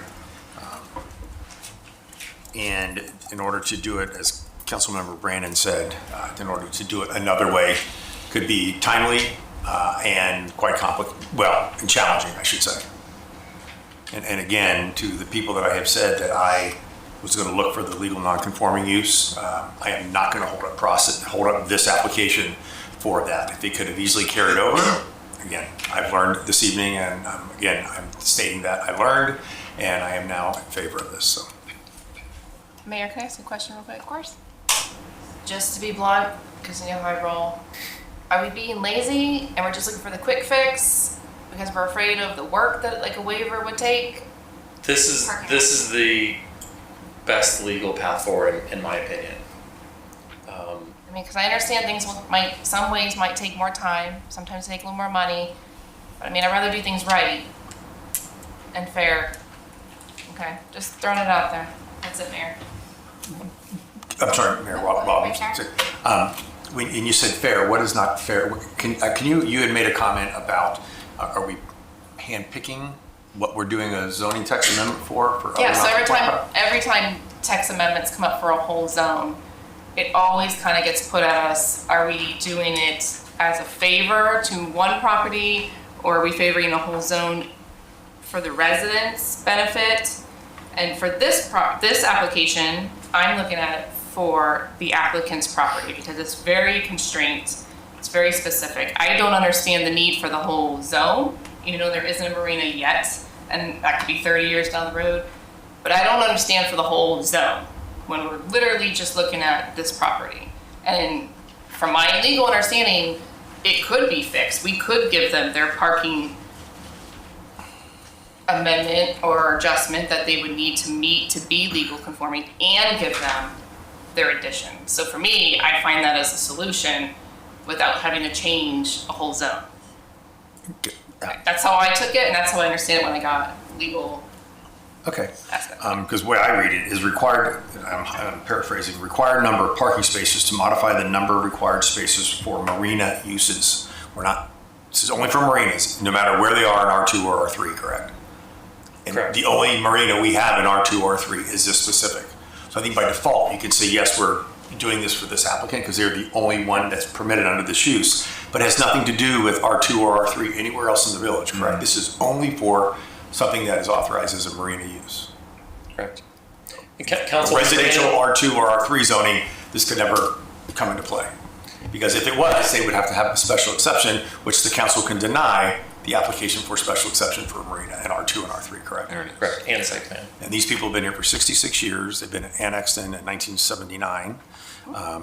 And true, several years ago when I was in the banking industry, that condo to the east, Councilman, that you referenced, we did all the concrete restoration on that. And I did learn that there were, I don't know how many units are in there, but about 50 to 60% of them, this is their third or fourth home.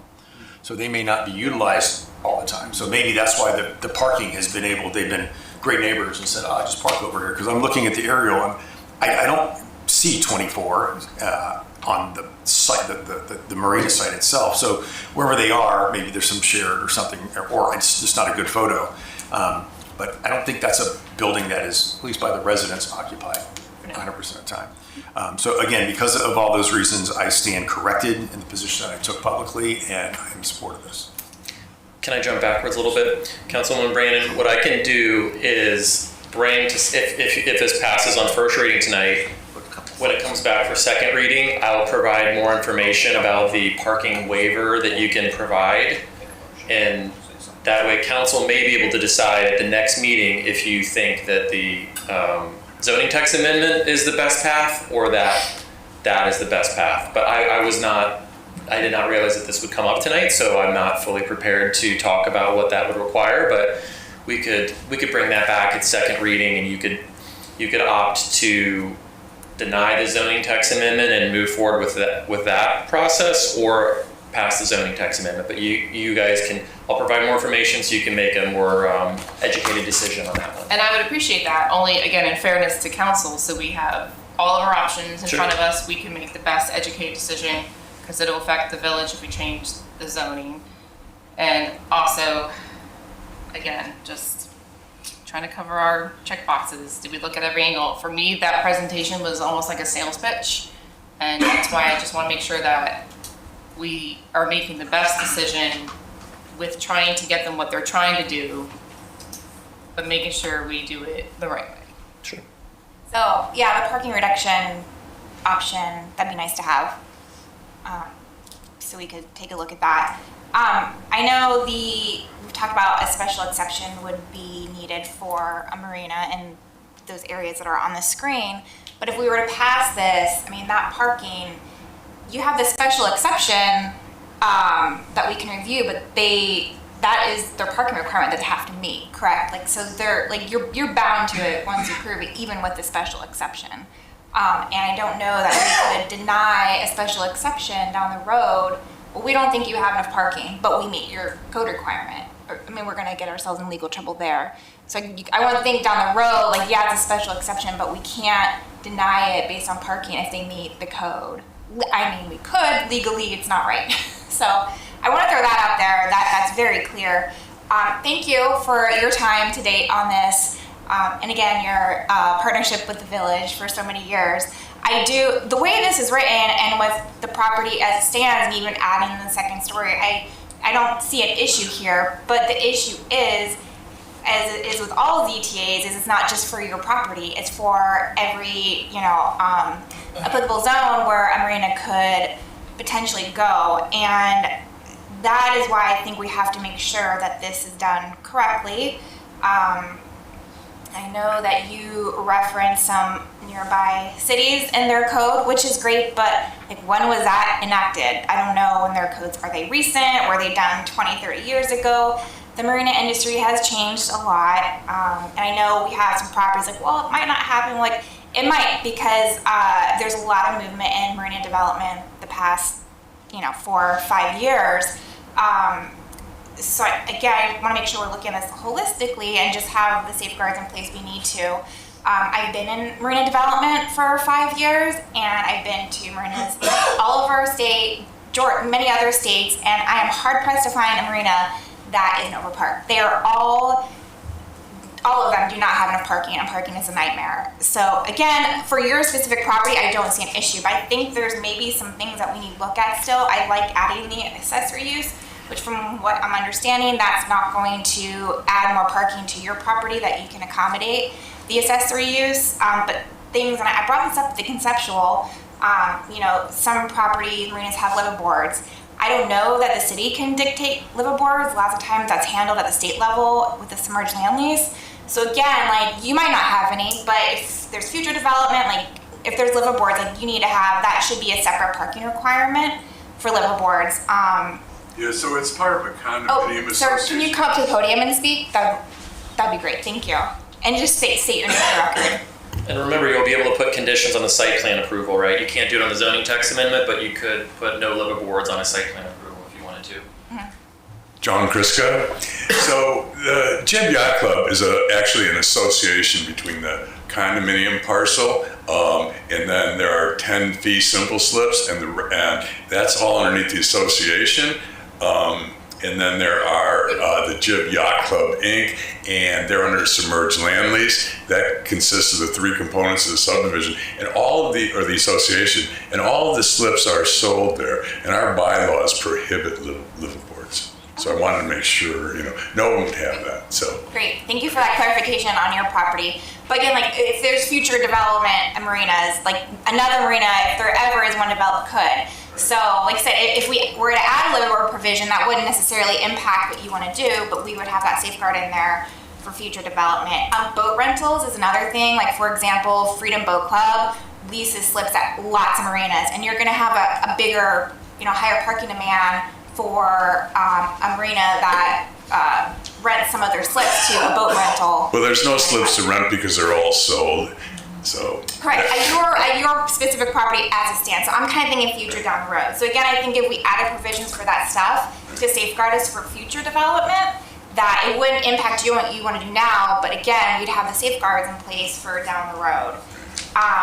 Incidentally, we don't allow charter boats either. Right, you don't, but like I said, in the future. So I don't know if Troy and Jay, if you guys could look into some of those provisions, because I would like to see this tightened up a little bit for, again, not for your property specific, but just as a whole, so we're protected down the road. And I think some of these additions wouldn't impact what you want to do, and depending on what they were, I don't know if they could be added to second reading or if we would have to do a first reading again.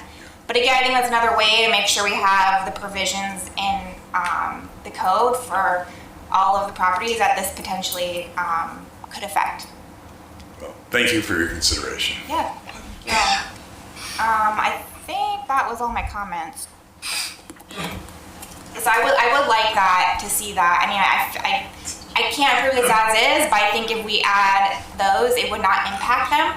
And maybe it's something that could be added at second reading. I mean, if they added a couple things like spaces for live boards, space for boat rental facilities, would that have to be another first reading, or could that just be changed for second reading?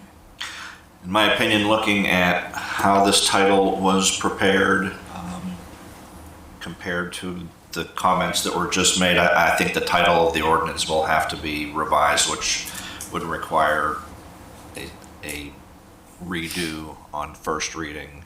It's too many. You're making too many substantive changes to the parking code other than just changing a number. Which gets me to the last comment I wanted just to remind the council. This is, again, a privately submitted application. It's been deemed to be a complete application. The applicant has the right to have it processed as submitted.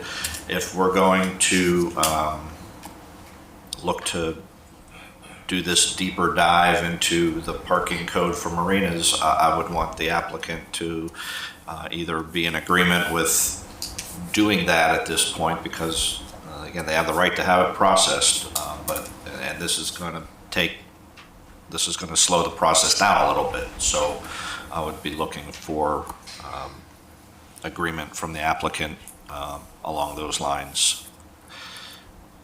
So is there... Otherwise, my advice to the council would be to make a motion and vote on first reading based on what's been submitted tonight. Okay, thank you. Would you guys like to take public comment first, besides before we decide what we'd like to do? Yes, Okay. please. Any comment cards? Yes, we have 3 comment cards. First is Heidi Perry.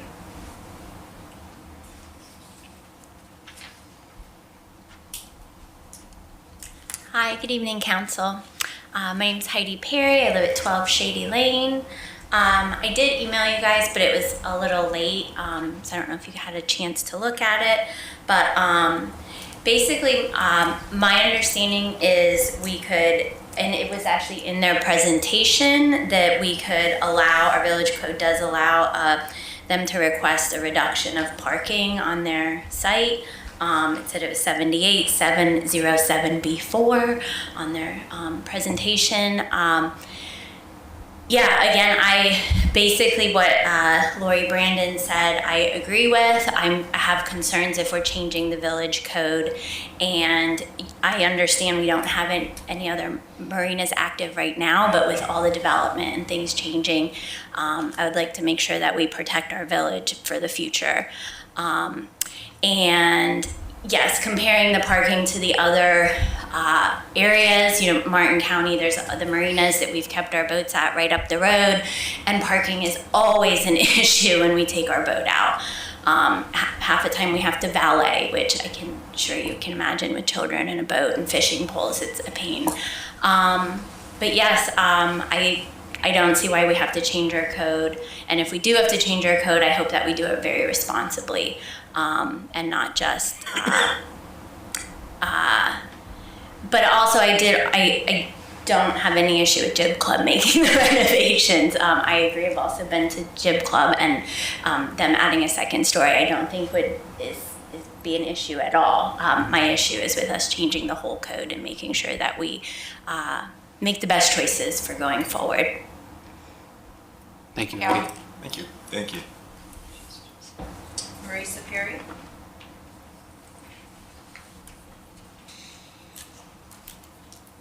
Marisa Perry, I live in the country club.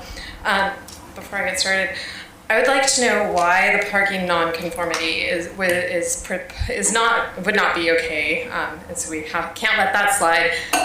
But we seem happy to gloss over the fact that we've got an open space nonconformity here. I think that's a problem, and I think it needs to be addressed.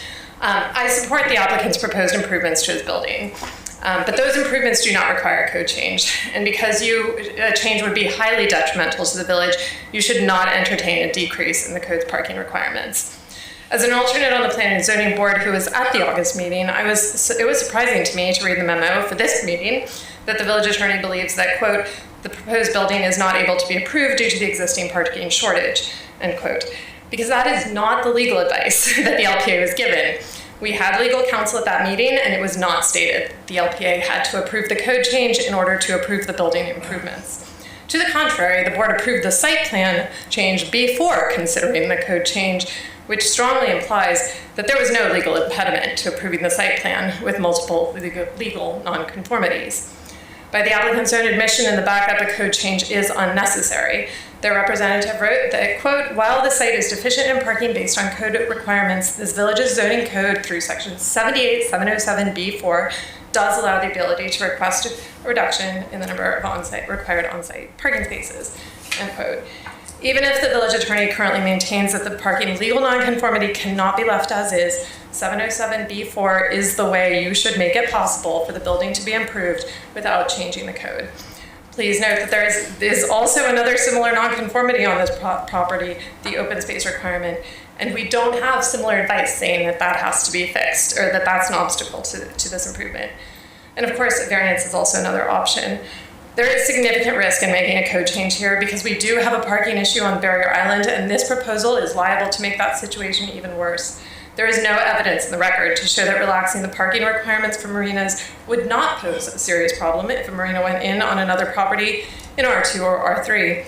The numbers that are in the current proposal are based on nothing other than what surrounding municipalities with very different characteristics have done, and they're not even consistent with that.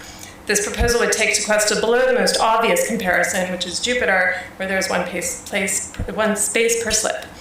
And also take us below unincorporated Palm Beach County, which is of course right next to us, where there's also one space per slip. Our current code is hardly an outlier in that context, given our much smaller footprint. In any event, the standard is not what other towns do, but what our residents want, and our residents have repeatedly opposed changes to the code that would result in bigger structures. And this is very important.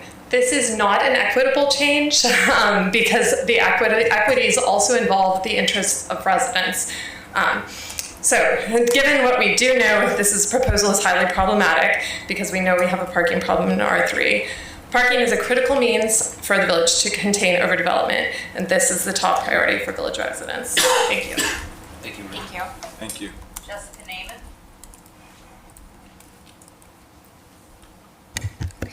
Hi, Jessica Namath, 20 Shady Lane. And I also lived for 5 years in the Jupiter Inlet Colony and have filled my boats up at Jib Club my whole life, basically. So this, and I had a few emails that I received from residents that were concerned about this, and I happened to be signed up for the 1,000 Friends of Florida's legislative delegation prep on SB 180, which some of you guys might have heard of, and you're welcome to this. I'm happy to leave. But this rung every bell kind of concern for me for much the same reasons that we're pointing out, nothing to do with Jib Club. And unfortunately, when they gave their application or their presentation last year, that was before this legislative session that just passed this bill that's retroactive to August and enacted until 2027. And so we are not allowed to make any changes more restrictive for development per this SB 180 emergencies bill because the entire state of Florida fell within the 100-mile zone of hurricanes and storms last year. It's retroactively affecting all of us. So if we were to change something and make it less restrictive, which we've been highly advised against doing by 1,000 Friends of Florida and the organizations that are working with local municipalities, we would not be able to change it back until 2027. And so I would really urge us to be cautious. If there is a way of just doing something for just their property, that would be something I would really encourage us to pursue, because if we're changing it, it's certainly not theirs, it's the other potential properties that could create marinas, or we could, have changes to things, and we have all the other laws that we're working against, that make things difficult for us. So I think that I would really like to see it done in a way that does not make it less restrictive, for which we cannot go back. We won't be able to change it. And so, again, I'm happy to leave any of this. There's the legal analysis, there's the bill itself, and we're going to the legislative delegation. I'm signed up. Many people are going to try to repeal Section 18 and 28 specifically out of SB 180, which takes away our control of making a lot of decisions. So we're very much cautioned against changing anything right now, especially less restrictively, because we're legally not allowed to make it more restrictive until 2027. So please find another way instead of the whole zone. Thank you. Thank you, Jessica. Marianne, any other part? No other. No. Any other public comment? No. Okay. I would say I'm discouraged that the parking reduction option didn't come up at the conceptual plan, because we could have done a study last season. But my position is I know that it would push everything till November, but I would really like to see just a little sharper eye on this ZTA and account for some of those uses that could potentially happen and be developed down the road that don't seem like they would impact this specific property and what they want to do right now. But again, let's say if we're changing for every applicable zone or applicable property, I think we really need to make sure we cover our bases. And from experience, every single marina is just really, really bad parking. And yeah, Councilmember Brand knows too, because her husband's in that industry. So we just need to be smart about it. So that would push it to November. I don't know if that would be a big issue for the applicant to have it, just have those things looked at, possibly revise it. That's my my thoughts. I don't know what council thinks about that. So I think you're saying you're pushing, because we're going to have to talk about anything new in October, and then first hearing in November, and then second hearing in December. No, it would be we would have to have a first reading in October, because between now and then they could make some of those, take a sharper eye pencil and make some of those updates. So it would be a first reading in October, and then final in November. Is that correct? That would be a reasonable time frame if that's the path we take, or the applicant takes. So I'm following. We'll still vote on the first hearing this evening. We would have to vote on this still, Okay. Yeah. Any other official details can be brought to us in a different presentation, and we can go from there, because we don't have all the information out. We don't. So for me, it would be, I would vote no to this, knowing that a first reading with revisions would be brought back to us, I think. Right? Is that how that would work? Yes. Jay, any input? Wouldn't they defer it tonight so that we could bring back a new ordinance on first reading? Would that be the best? Again, as I said earlier, I would want consent from the applicant to postpone any action tonight, because we have council has a complete application before it for the text amendment. The applicant has a right to have that processed. If we're going to continue, I would want acquiescence from the applicant on that. Otherwise, again, my advice to the council would be to proceed. What are council's thoughts, though? I want to see what council thinks. I'm so comfortable with tonight's first hearing. I think some good points are brought up. We have some partners here since 1960. I'd like to continue the process, and if something is new brought up for the second hearing, then that's one thing, but for tonight, I still support the first hearing. You want me to go? Sure. Sorry. That's all right. So I agree with Mayor, the fact that all this time has passed since conceptual and this hasn't come up, that makes me also wonder why, because I could have saved time. I really don't want to draw this out for the applicant, and I absolutely support them adding on their second office space. I haven't heard anyone object to that. It just sounds like we're kind of maybe disagreeing here and there on how you get your parking reduction to become legal conforming. And I just want you guys to know that. No one is objecting you guys growing. It's just that parking, getting to that parking reduction. How do we do that? And just right now, it sounds like council is not in agreement. I can go either way. I mean, obviously I've been very vocal. I would much rather see us go a different route to give you the parking reduction rather than a text amendment.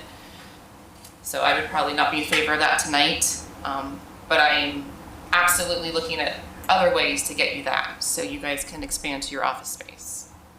I just want to clarify, the parking reduction was brought up at conceptual. And at that time, I don't know what I can't remember what the consensus of the board is, but they chose the path of the zoning text amendment. Yeah, I would agree. I mean, as is always the case, I hear a lot up here that, it's always good education. And I would 100% agree that no one objects to what you're doing on the site at all. If it's not going to place a massive burden on the applicant to, whether it's a defer or if we have to vote, that's obviously up to the applicant. I think it would be nice to fully vet this before we make a final decision. So I guess with that, I would probably be in favor of waiting and learning as much as we can between now and October. But as far as whether we defer it or we vote, I guess if I'm hearing Keith correctly, that's really up to the applicant, correct? They would need to make that decision and consent. At the end of the day, it's the council's decision, but if they do process consideration. 100%. So I would like, that would be my ask. Okay. Vice Mayor? We'll go ahead and defer. I guess we'll work with staff and we'll look at all the different scenarios. I guess there's 3 different ways to look at this thing. Again, we weren't trying to sidestep anything. Our opinion, I guess, differs a little bit. We wanted to do a text amendment, because markets change, industry changes. Like I said, the 10% boat, usage, that's a big deal. And a lot of marinas, we do a lot of these in Martin County, Palm Beach County both. So we just thought that the text amendment was the cleanest, most equitable way for the village and for future users. But we'll work with staff. We'll take a month and look at all the different options and see, I guess, if there's another way that works for everybody. I want to be clear. I have no issues with the process that you guys went through and the ZTA, truly. And I have no issues with what you want to do with your property. It is, like, when it is a ZTA, unfortunately, since it impacts everything, like, we just need to make sure it's right.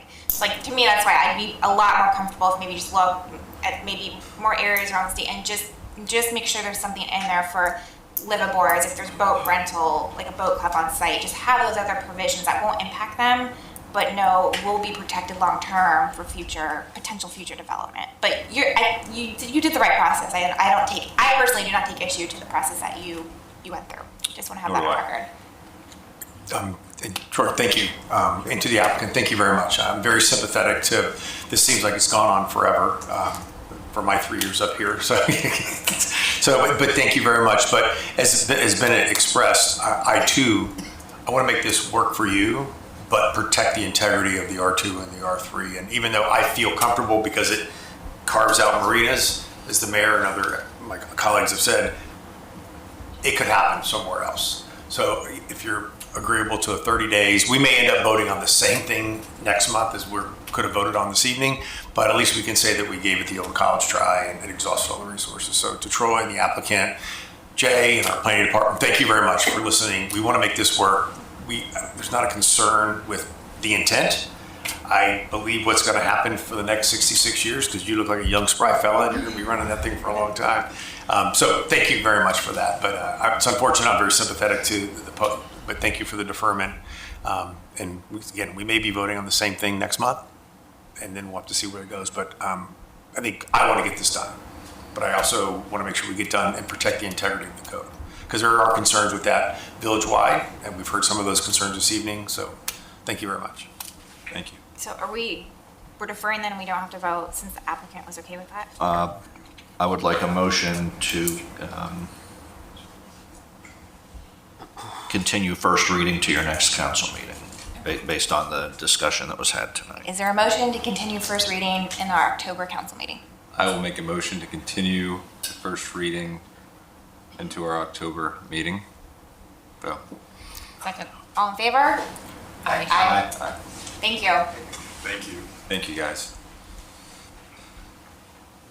All right, moving on, agenda item 16, consider use of our asset forfeiture funds for the purchase and installation of security cameras at Remembrance Park and Station 11, as well as fiber optic cable. Good evening, Mayor. Before you have for your consideration, as you stated, to allow us to use asset forfeitures, which we have checked with our attorney, and it is a permissible use in order to put cameras at Station 11 as well as Remembrance Park, run fiber optic and electrical cables into the station, as well as furniture and equipment to be able to utilize Station 11 for training, as well as community events and community trainings. Council, any comments or questions? I have none. No, I support security. Yeah, absolutely. Yes, thank you. I have none, sorry. Thank you for finding a good way to use these funds. I know it's pretty restricted what we can use them on, so I appreciate you guys finding ways to use that money when we can. Any public comment cards? Nope. Any public comment? Can I get a motion?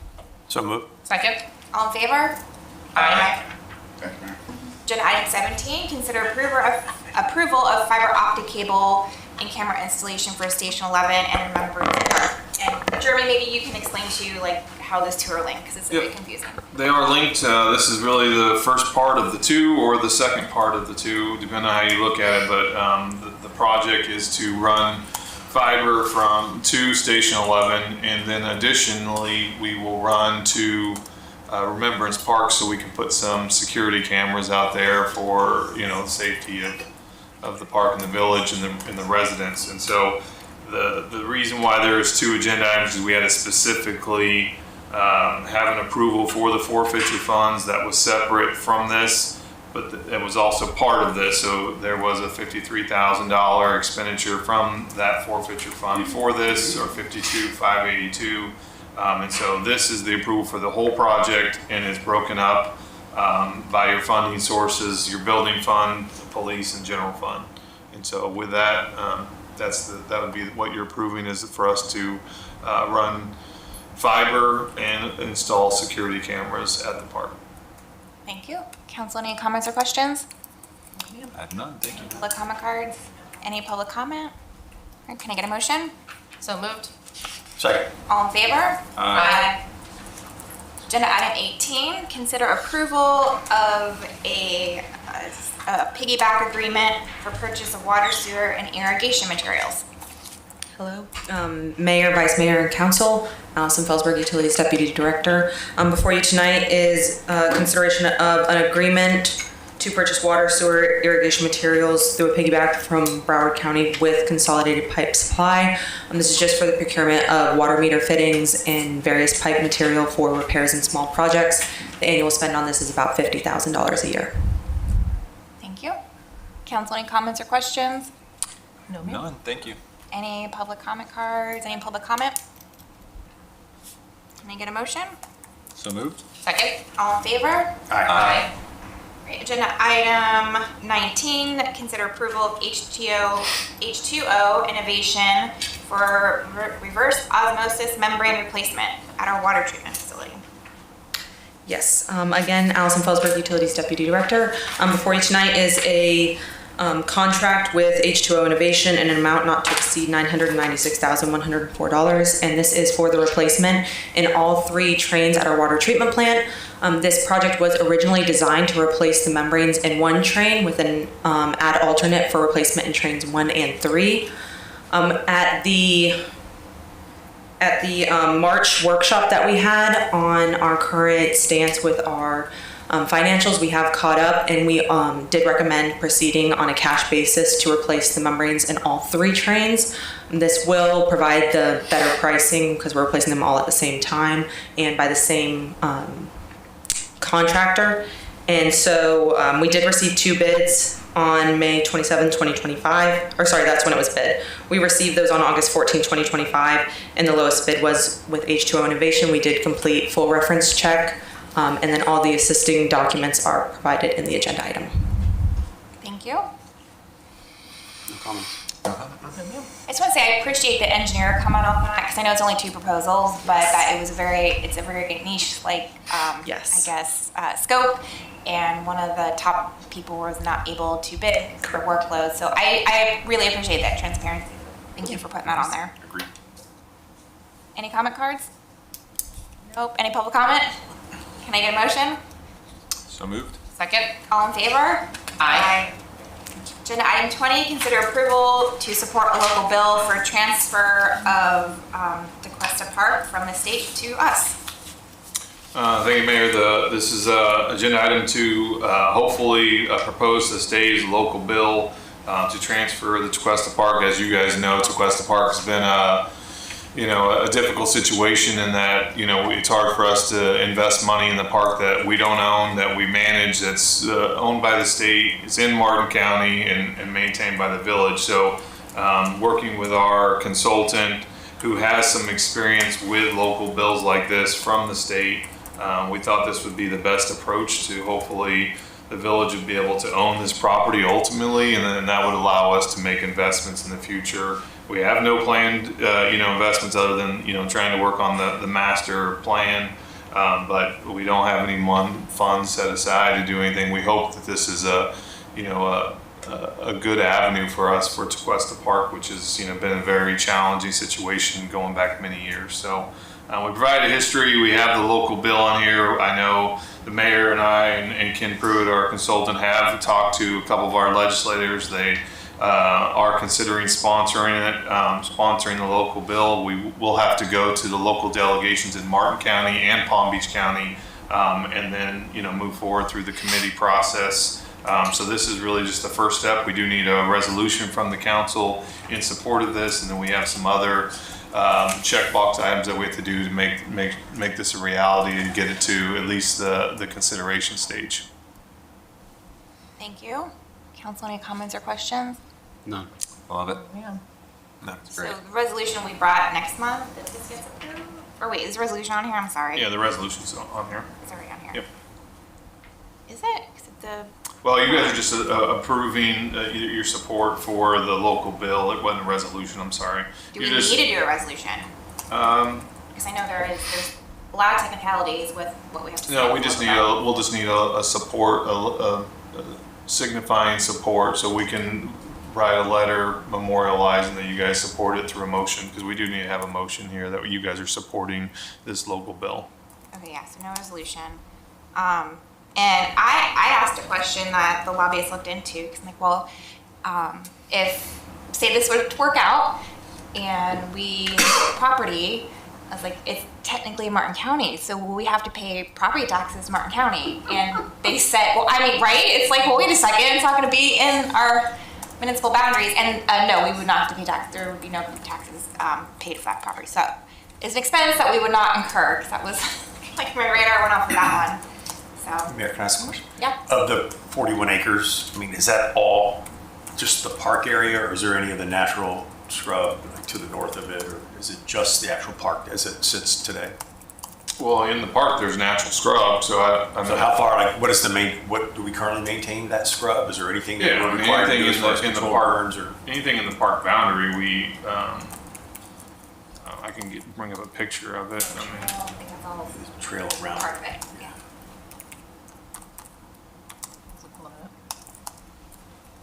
Just, follow up to that, does the state at this point do any maintenance on that things that we haven't been doing, and that we would have to assume now? The current agreement puts the burden to do maintenance on the village. The only thing I would add to that, so that is 100% correct since 1967. However, we have put in for a grant to, with the state to clean some of that scrub up, that we have to remove some of that invasive. We got word that they're still considering some of the larger projects. Ours is smaller, so if they don't use all the money, they will do it, but it's just remove the invasive.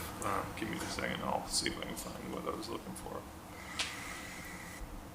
I usually have this saved, so I know there's a map somewhere.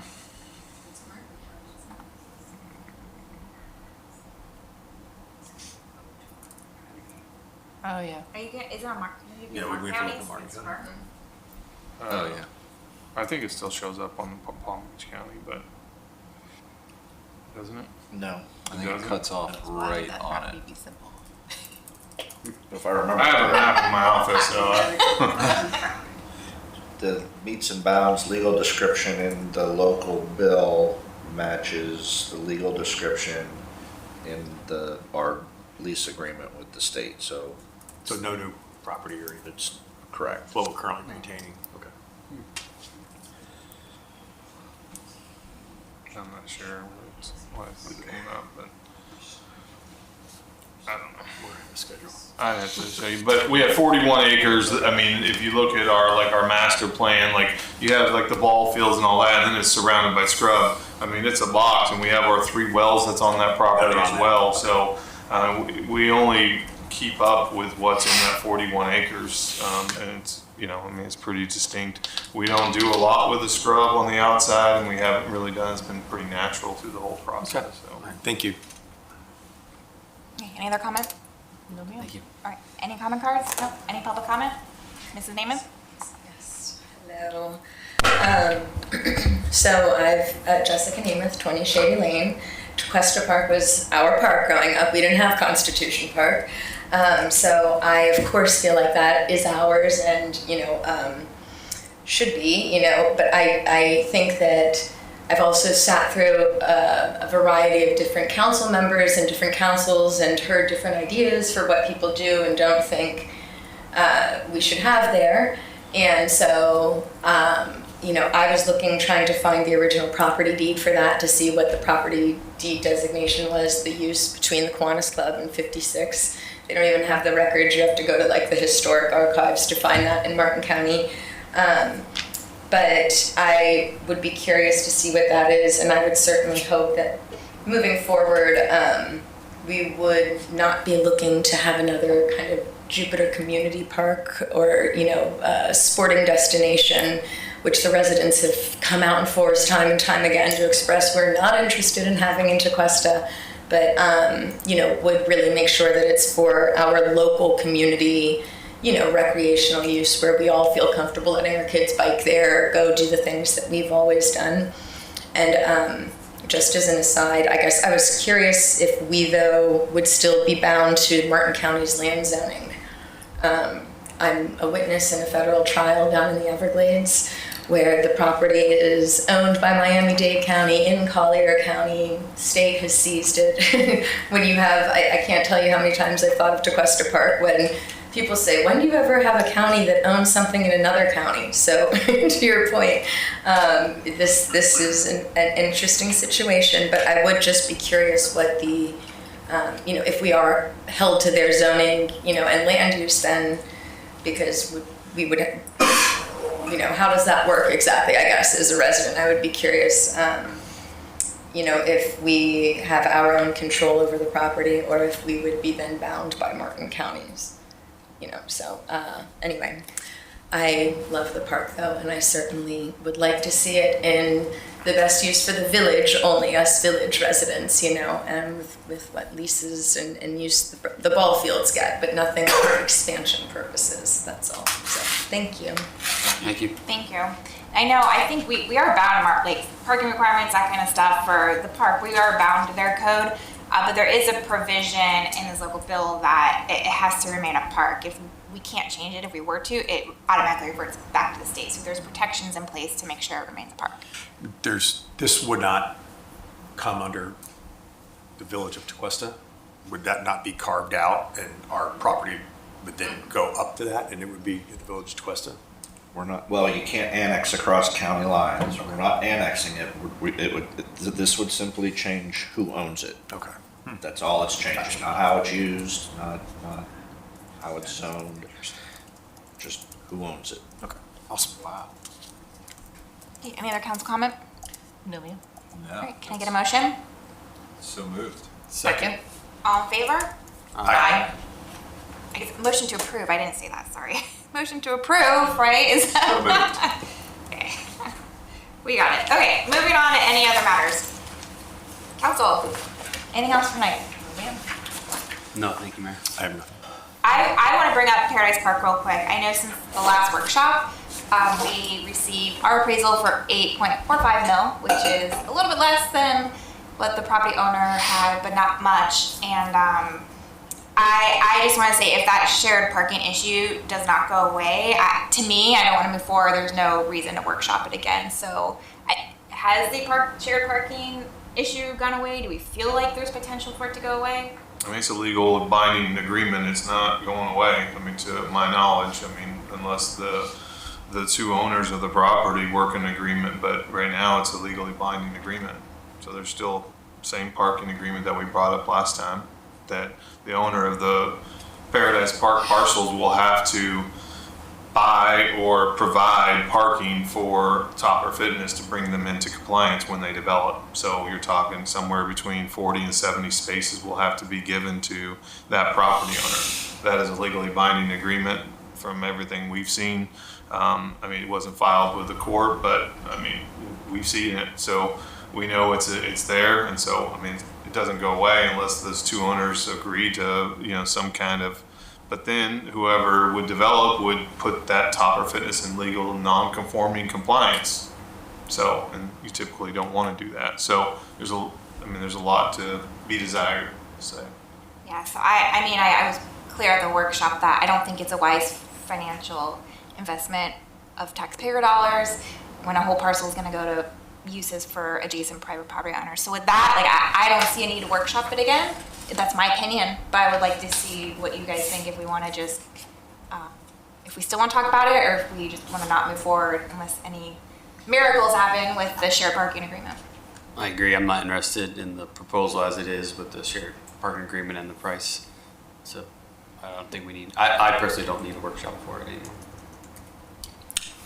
Yeah, I mean, I agree. I guess the only thing that keeps me hanging on to it at all is just how, you know, I don't know what the right word is, but the property, and, you know, there's a lot of opinions about this property and what should happen with it or should not happen with it from residences, which I totally agree with because it's a very significant property. And I guess there's that part of me that still would love residents to have the ultimate say on what happens, but that could, and ultimately, if, you know, my understanding is we did, if it did move to referendum, and let's say hypothetically it did get voted yes, there's really no requirement for us to really do anything at that point if we decide it's not a good idea. But that seems like a massive waste of time and resources and money as well. So as it stands, I agree. It doesn't seem like a financially wise decision. But I also kind of hate to strip that from our residents to even have the ability to have a say with it. So that's the struggle I have. I agree with you. Yeah. I mean, we want our residents to always have a say, but I think we're also put in these seats to make educated decisions. I agree with we that know too. a lot more. I mean, we're limited on what info we can put out there because of state law when it comes to referendums. And I would worry that a lot of residents might not understand the nitty gritty, that you're actually going to pay for a full parking lot for adjacent property owners. And then what can we even develop at that point on the property? That's the other thing. I think the referendum language would obviously have to completely change, and it would be extremely general. I think that's all we could say is like, we're going to buy this piece of property. We don't really know what we're going to do with it, but because right now up until we knew about these parking restrictions or parking agreements, we had a pretty decent idea of what we were going to do with it. Oh, I was excited about it. Yeah, and now we can't really put out anything other than something super general in nature. And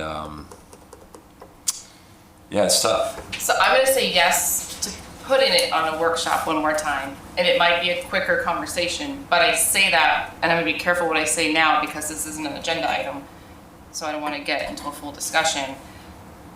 I am trying to be, I've never said that we should buy it or shouldn't buy it for the record, but I'm trying to be very careful with being super transparent to the residents, because there have been things in the past, not with this council, even 20 years ago, that weren't transparent, and they're still upset about it. So out of fairness, and thank you for saying that number, because I've been kind of waiting for that appraisal number to become public, and out of fairness to the residents, it hasn't even been put on an agenda, like officially as public notice, that this is what ours was, because that was the missing piece we had. And then if we could just put it on a workshop agenda out of fairness to them, so we can say to them, oh, we didn't just randomly quickly decide it at any other matters, and you guys all missed it. It was on an agenda, publicly noticed, so that covers our end for the process. And then again, it could be a quick conversation, but at least out of fairness, it's on an agenda, and it's been posted, we addressed it, it was publicly put out, the numbers, all of our pieces, all of our backup. So again, whether it's us sitting up here or not in the future, there's answers for residents whenever they come back and say, why was this not done? Why were we not asked? There's answers to answer this back. And we still hear about US 1. And I just bring that up too because that was a non-transparent kind of moment. So I'm just trying to be super careful with making sure we really be super transparent and go through our process. So I would actually be in favor of a workshop. Again, it could be a very quicker conversation. I don't expect it to be 2 hours. But I would like it to be publicly posted so that way residents have a chance. I like One last time. Yeah. I like. Yeah. Go ahead. No, I said just one last time for them. I agree with you, councilperson, woman, Brandon. Mrs. Brandon.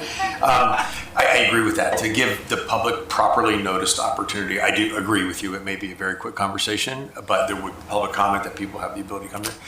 In addition to the things that have been stated, I think part of our job is to not only make decisions in the here and now, but also look forward based on what may possibly come. And I know it's a silver ball, but if you listen at the state level in some form or fashion, before there's a transition at state leadership, at the governor's level, there will be some type of language that will be floated to repeal, cut back, lessen, do something to real estate taxes, property taxes. That scares me because number one, it's how we run our village, our municipality. Number two, it will put 100% of the burden or more, an increased burden on commercial properties, and why a commercial building is treated differently than if a mom and pop business own a commercial building, why is that treated differently than their primary residence? You know, that's how, we don't have big business until little businesses grow. And, you know, I was listening to some people today at a local level. When I say local, Palm Beach County, there is a movement to try to get a homestead type exemption on a commercial property defined for small businesses. Who knows if it will move forward, but it's a good point that it will disproportionately impact anybody of our commercial buildings, folks. And it just scares me to death to take something off the tax roll that when we could suffer some type of setback in our collection of real estate homestead, our real estate residential taxes. Until we see how that looks, at least now we're collecting $65,000 a year in taxes. This goes to zero in March or whatever that timeline would be. And I just think there's, just from that issue alone, the discussion of repealing some type of property tax, that is going to impact our budget, could impact us tremendously, and disproportionately push it to the commercial market in this community. And I don't think that's fair and equitable, and I would hate to see us lose real estate tax income and take something off the roll. Perhaps, you know, there's a comp plan, right? The master plan, a comp plan, there's all these plans and charrettes and about a mixed use parcel. And I would probably think that we'd have to change the use to green space or open space for the benefit of the village to make it a park. That looks like we're doing things to make it good for us. But I just have concerns about not only the public input, but for what that parcel can be, because there's only two major parcels that add any type of significant tax revenue to be developed in this village. And so I agree with Brandon that we should publicly notice it. It may be a very quick meeting after public comment, but I think that you are 100% correct in saying that's the right thing to do. Yeah. It just terrifies me if we don't do that. Yeah, no, you made a great point. I very much appreciate you bringing that up. But thank you for getting the number, because I've been waiting for that appraisal number to come out. 8.45 mil. No, I really appreciate those points. I totally agree. But it's going to be a very short discussion for me. But no, I absolutely agree. Absolutely the right thing to do. Are we able to put it on a normal meeting for agenda instead of a workshop? I don't think we need to bring that to a formal meeting to vote, do we? I'm just saying not We've to add. talked about it via workshop. We usually don't have to do that. Well, it depends on what the contemplated action is. Yeah. I think it was consensus if council wanted to go to a referendum. I think that was the original. Right, so we don't have to vote.